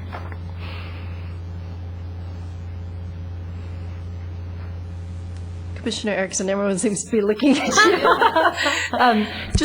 you. You can certainly provide some comments since this was something that you had originally thought up, but anyone else, if you'd like to nod, I mean, it's up to you. The floor is yours. Sure. I mean, again, whether it's a goal or a policy or so forth is maybe more you guys' job than ours. Okay. I guess my observation about that would be put it at a high enough level where it makes it important, And if that's a goal, make it a goal, and that it gets the proper visibility so that it isn't. So if I were thinking, and I'm not sure this is the intent, but if it would, if a goal has a series of policies, it has a series of actions, and that's a tiering kind of thing, then I would argue it should be a goal, not an action or a policy, because it has the further down in the tiering structure it goes, the less visibility it gets, the less importance it takes on in terms of driving broad planning concepts for the town. But I don't want to argue that it should be a goal versus a policy versus action, but it seems to me that it's important enough that it has a high level of importance and visibility in the plan, in the general plan of the town, where that is to meet that intent. I would leave that to you. Commissioner O'Donnell? Just as a very practical matter, sitting as a commissioner and dealing with individual pieces of property around town has highlighted the problem that Commissioner Erickson is addressing. I don't know the solution to it, but I do know that when we considered projects on Los Gatos Boulevard, we really weren't considering, I didn't think, impacts on the North 40 because we didn't know what the North 40 was going to do. Conversely, we knew, we know and love downtown, but to try to reconcile, for example, these 3 or 4 things, at the moment is somewhat of a mystery. And certainly the language not compete was more than a mystery, it was an impossibility. But even the idea of just making it all work together, with the bottom line goal is we don't want to drive downtown out of downtown. But so I just say that because the discussion at the moment has been rather very intelligent, very educational, and very sophisticated. But there's a trench level, and that is when we sit here and try to, at the end of the day, make the town work. Anything we can do to make that problem apparent in the document, so it's a serious issue that we're going to address, would be helpful. So I think Commissioner Erickson's correct. That's hopefully your job. It is our job to express what our concerns are, maybe perhaps our frustrations and our practical experiences, and I kind of think we've done that. Okay. So thank you. Thank you. And so I think we'll put this issue in your hands, and you've heard the issue, and I think we all agree that it's important whether the nomenclature of goal, and the idea is to highlight it. And I think as we get into the nuts and bolts of this specific plan, I think it's quite obvious that there are going to be lots of issues that we will want to discuss. Specifically, as we said, this is still a gray area, but we know what downtown is, we know what Los Gatos Boulevard is, and perhaps that's the opportunity then to really see how the 3 pieces will fit together. Okay? And then moving on the North 40, there's one more detail, and I want to see where we are in terms of consensus, and that was the specificity that is contained in the language before us. Right now we've been, so Commissioner O'Donnell, you've shared yours, Commissioner Erickson. Commissioner Talasfori, would you like to talk a little bit about where you feel on the specificity of this is? Madam Chair, if I might suggest that we refer to attachment 2, since that is, for the most part, the principles we're forwarding to the council, unless we have changes from you, with the exception to the first bullet, and that's the one that we would change based on desk item 1 that came from us today for tonight's hearing.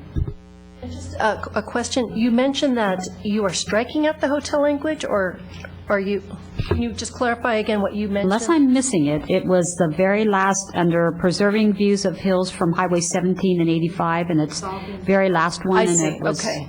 It was strike through. But the wording that you have in the overall paragraph about the hotel is still remains?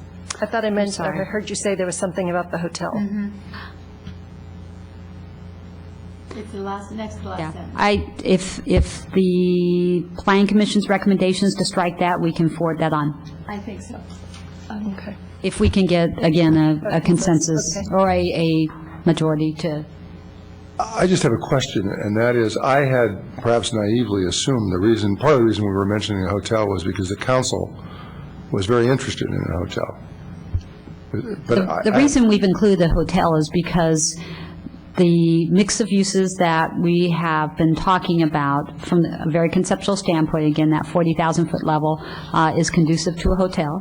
And the town looks favorably upon a quality hotel. It's a very good source of revenue for the town. We have a transit occupancy tax that we generate a fairly significant amount of revenue, and a hotel brings tourism to the community. So a hotel is generally, for most communities, a good thing. That's why I'd kind of like to leave it in, unless there's some reason to think it's going to hurt something. And I don't think it means if you walk in with a hotel, you're going to get a hotel.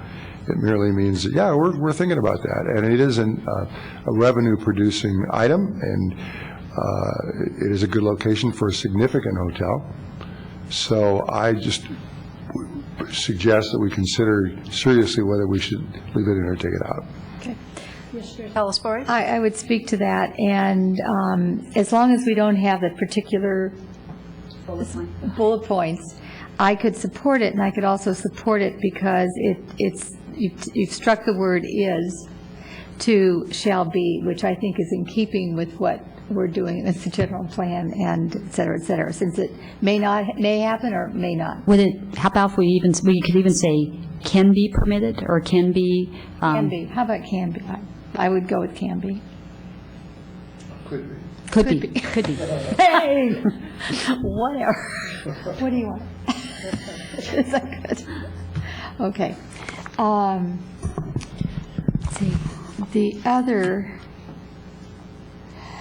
it strikes me as I read this that what is going to end up being extremely important is going to be the aesthetics of this whole development, both from the highways, Las Gatas Boulevard, and I would like it not to compete with town character. I would like it to embrace the town character, and because that's what makes us unique. And just because it's going to be a new development, not that it can't look, more unique from I'm not saying to replicate or duplicate any historic structures, but I would like the word, complement's would be something I would look for as far as architecture is concerned. But it occurs to me that when we do these big developments, and we had this happen with the Netflix building, where we were going to have a gateway feature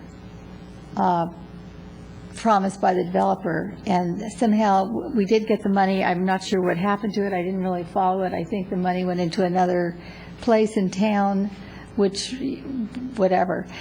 But I'm beginning to think that when we go about developing this just in general, and I don't know how we're going to do this, but I would like to see the developers understand that including a landmark in that development is going to be maybe a collaborative effort between them and the town.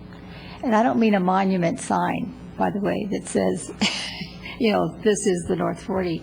But I certainly mean the whole idea about the aesthetics of what they're doing. I would really like to see this developed as one piece instead of piecemeal, because I think we'll get into trouble as far as the aesthetics are concerned. And because it is such a prominent piece of land on Highway 17, north and south,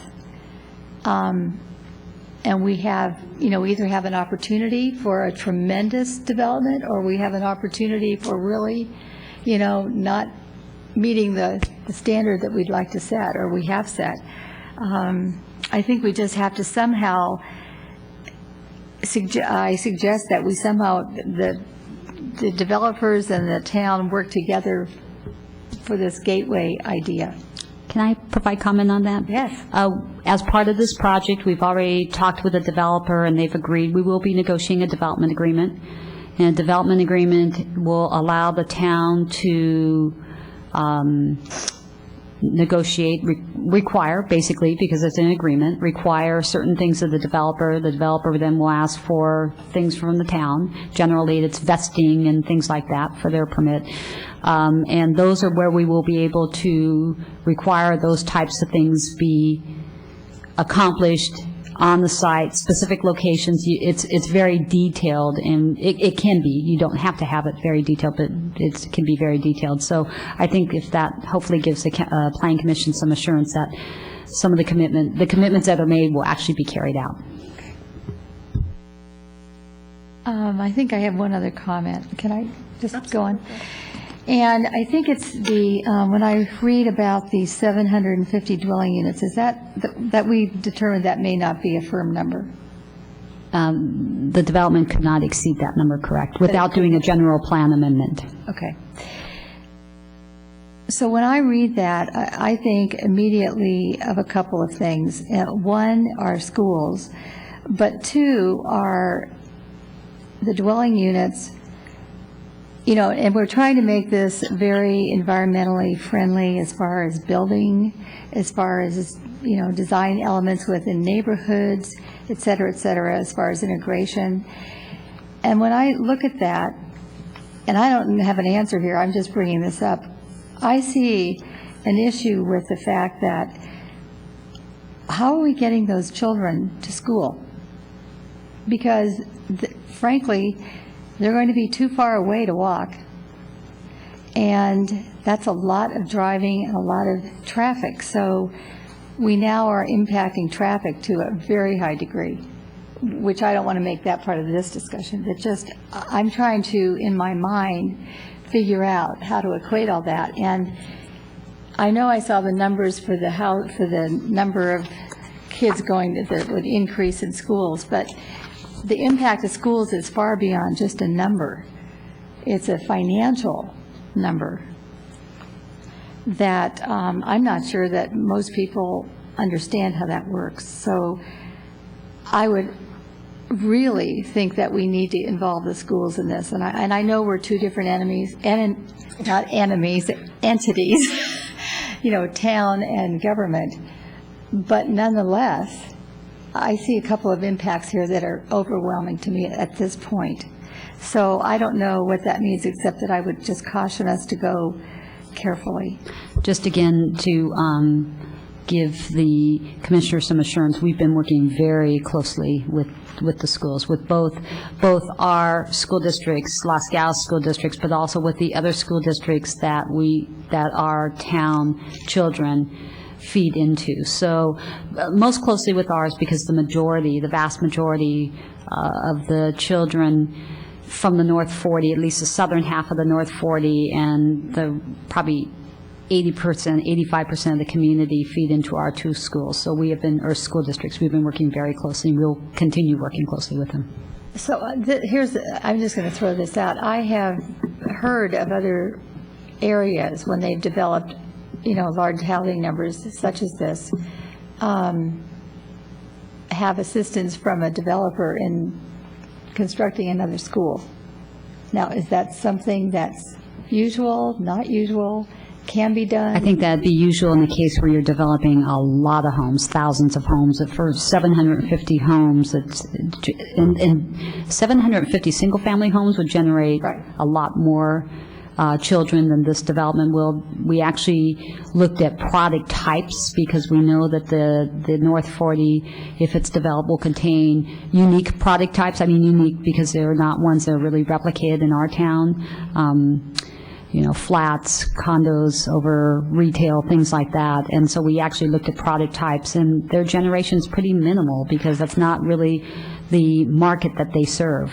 So because of the amount of children that would be generated is rather small in comparison with single family, it would not be something that you would see on this size of a development. If you saw a development with 3,000, 4,000, and 5,000 homes where you're generating a lot of kids, yes, you do see schools built. And I understand that, but even 30 students to a school district of the size of Los Gatos, let's just take that one as an example, is quite a financial impact.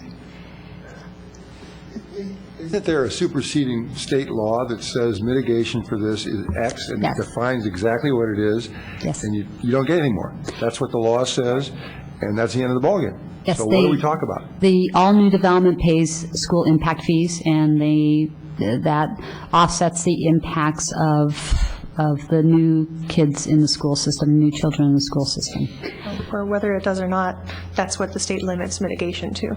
Right, well, and I was just going to speak to that, because there is a number, I know that, and I'm not sure that it's up to what we, what we need it to be, but I was, I guess, looking for if there, and probably not, could be an additional, or, I think we've had that conversation with the school district, not to the extent of building a Right. school, but, and they are well aware that they will probably be meeting with the developer to talk about okay. those types of things, but All right, that well, actually thank is you. not under our jurisdiction. Thank you, I didn't know that. Okay, I was just bringing it up. So that, and then just the concern about additional traffic and how that affects the air quality when we're trying to make this a, you know, a better environment, et cetera, et cetera. So, I just want to clarify quickly, I'm sure the planning commissioners are aware of this, but for members of the public or anyone who might be watching, the impacts, traffic, air quality, student generation, all of those types of impacts of these 750 dwelling units are included in the general plan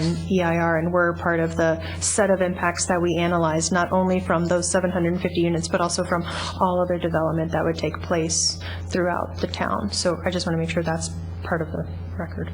And another thing that I've said numerous times today, if you could, again, clarify on the record, what we have here is a maximum.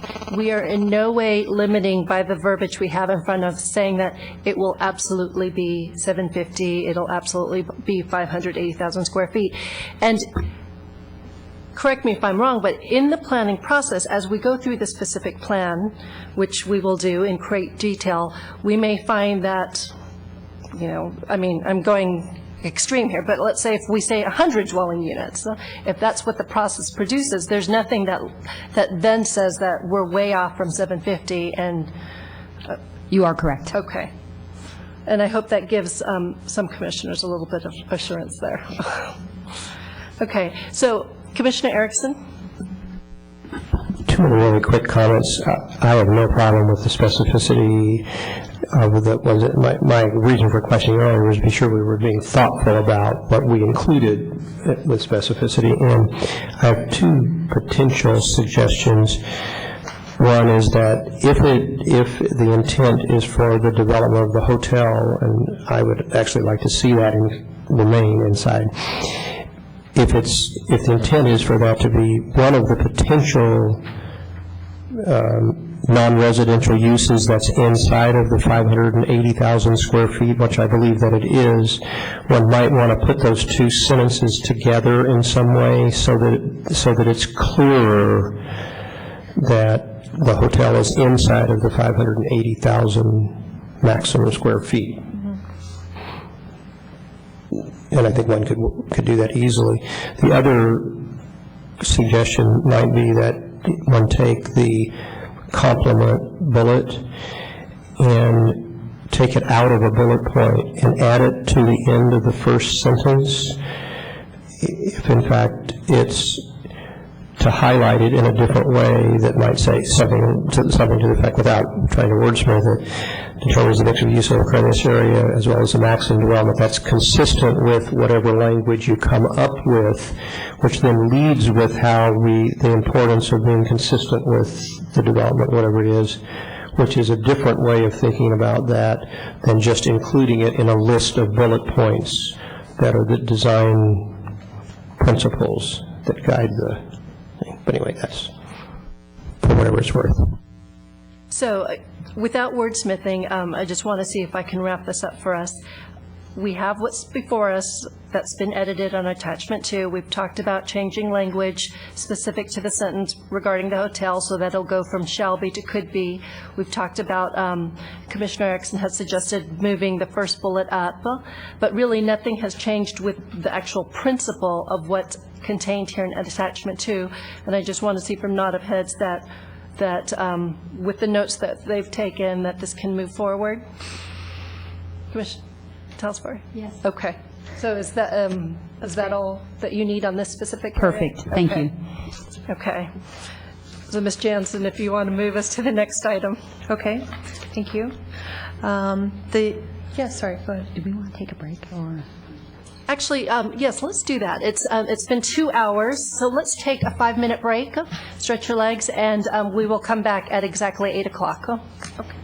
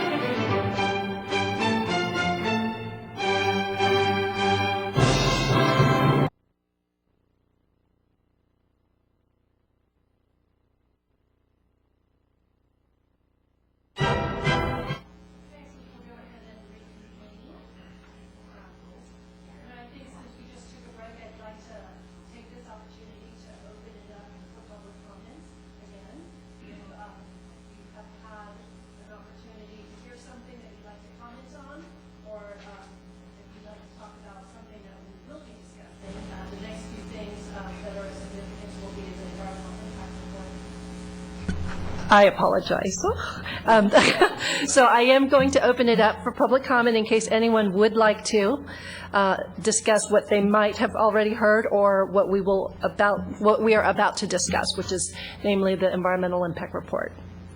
But I'm not seeing any, so we will then continue. Ms. Jansen. Thank you. The next item, as listed in your desk item, is any questions that you have about the table of goals, policies, and actions from the 2000 general plan that were not carried forward into the 2020 general plan. You have this table in your desk item number 1 from last week, June 23rd. It's attachment number 1 to desk item number 1. Yeah, Commissioner Erickson has it. It looks like this. In general, if you don't have any questions, we don't have to talk about these, but our reason for removing goals was really only in cases where the same goal or a very similar goal appeared multiple times and was redundant, and or in the case of an action, for example, where one had been accomplished. So we did, as I said last week, really carry forward the vast majority of the current 2000 general plan. We tried to limit ourselves very specifically to the direction of the town council with focusing our changes on the 4 focus areas, but we did take the opportunity to do what I would call a little bit of cleanup to the general plan. Commissioner Erickson. You guys did a swell job. I looked through, pretty amazing because it's hard to do well. You did Thank you. a terrific job. Town staff in particular put a lot of time and energy into this task of combing through the general plan policies and working on this cleanup. So all the kudos go to them. Any questions about anything we deleted? No, Okay. Thank you.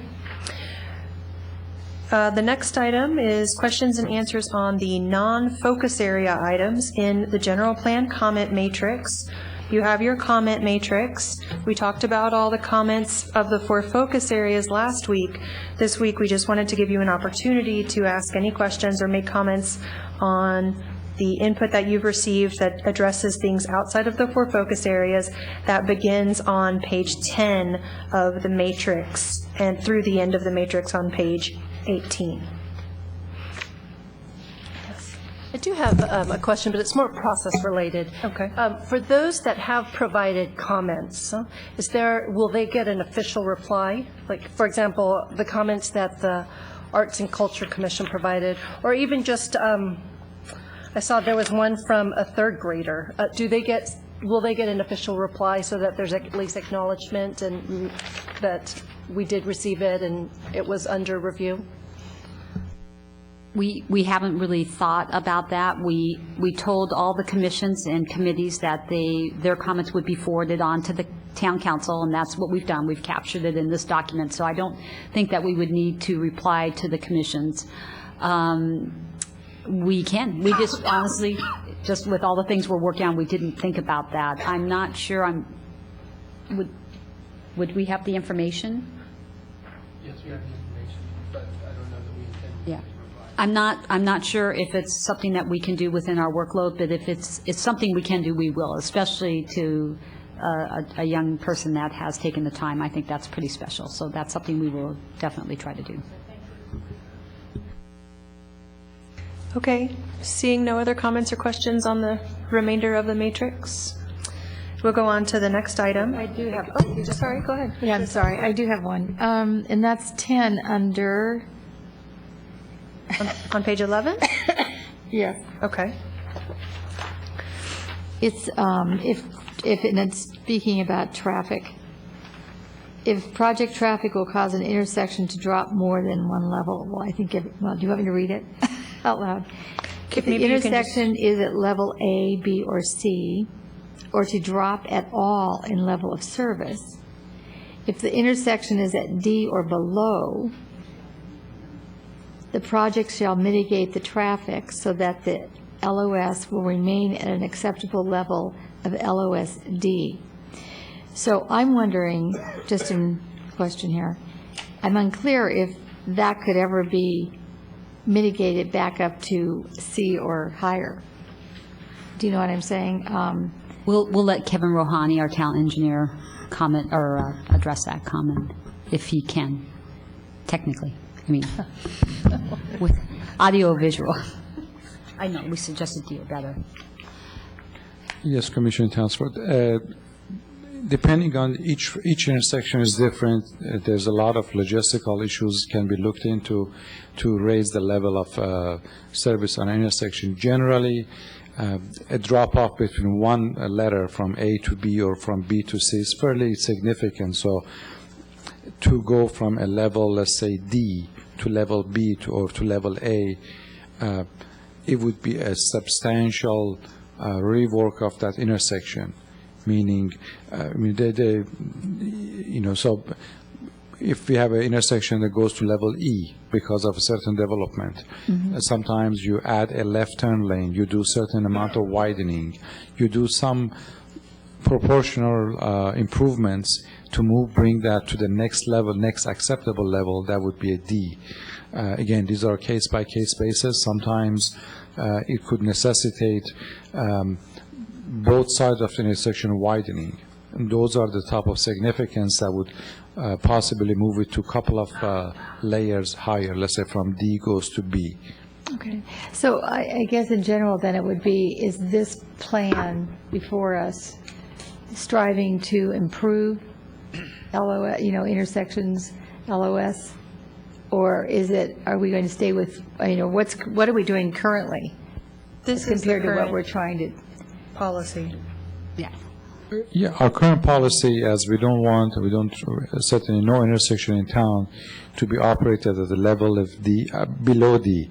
We have intersections that, operate from B, C, and D, but because of certain projects, if it falls below D, then we will take levels of improvement to bring it up. So D is our minimum acceptable level of intersection. But I'm hoping that this general plan would want us to strive for something better, if at all possible.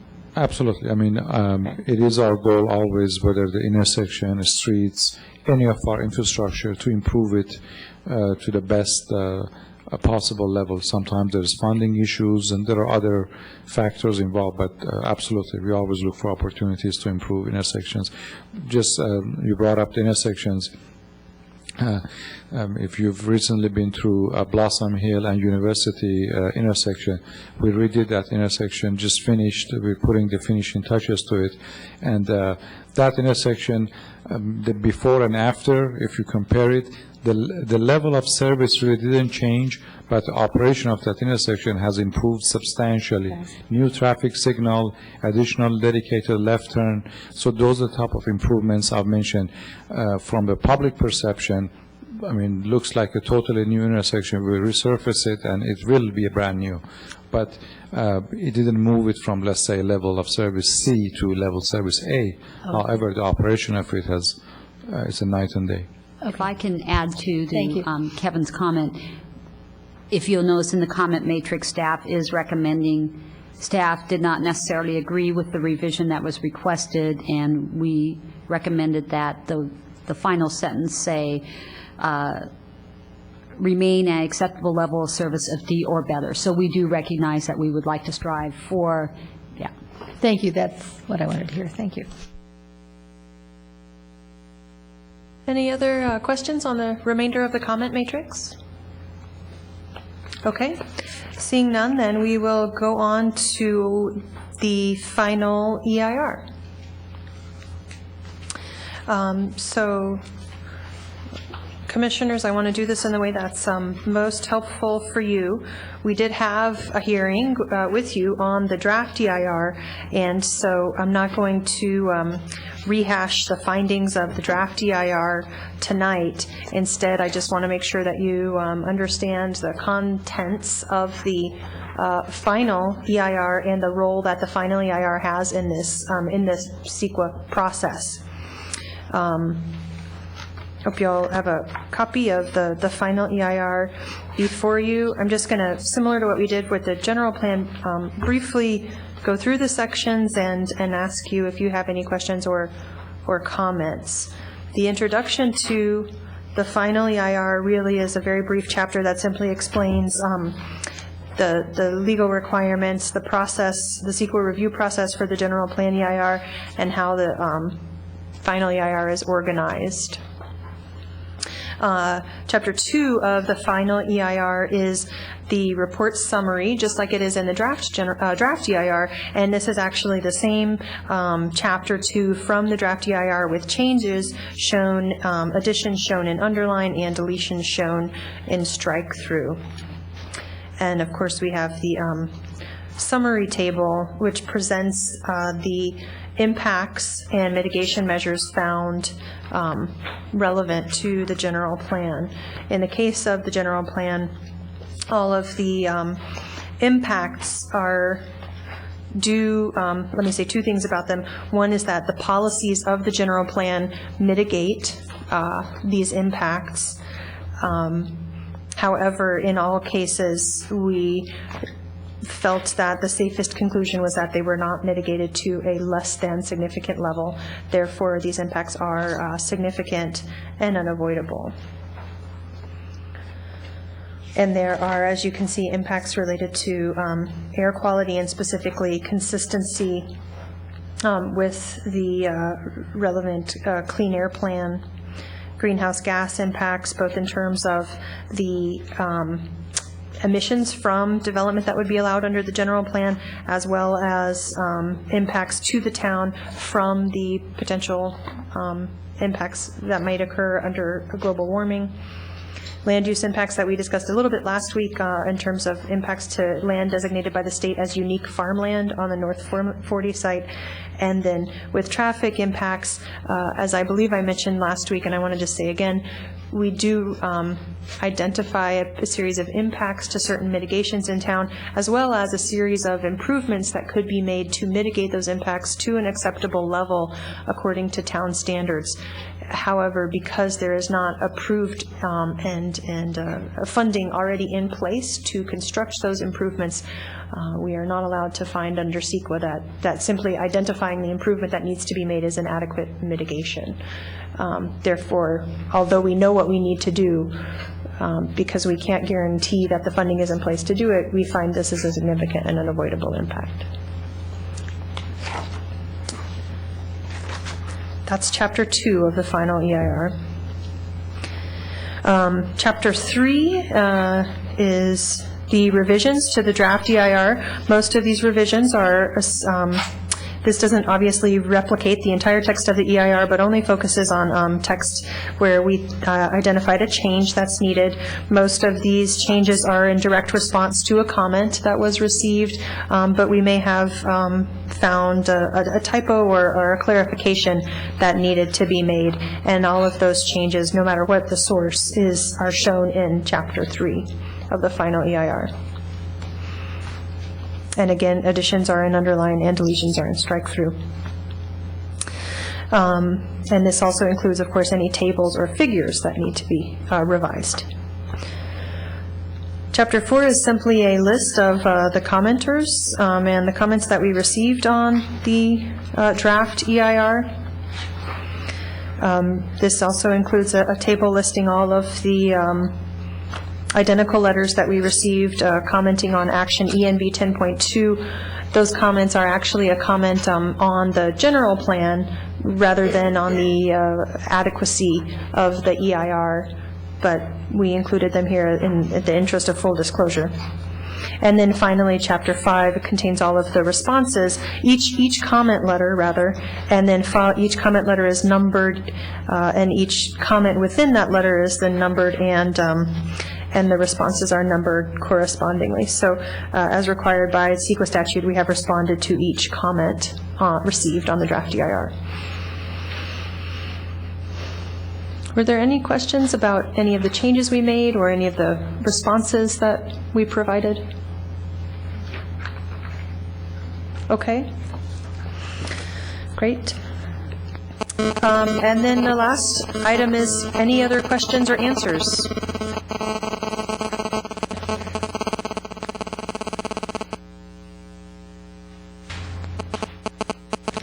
Well, it looks like we have no questions.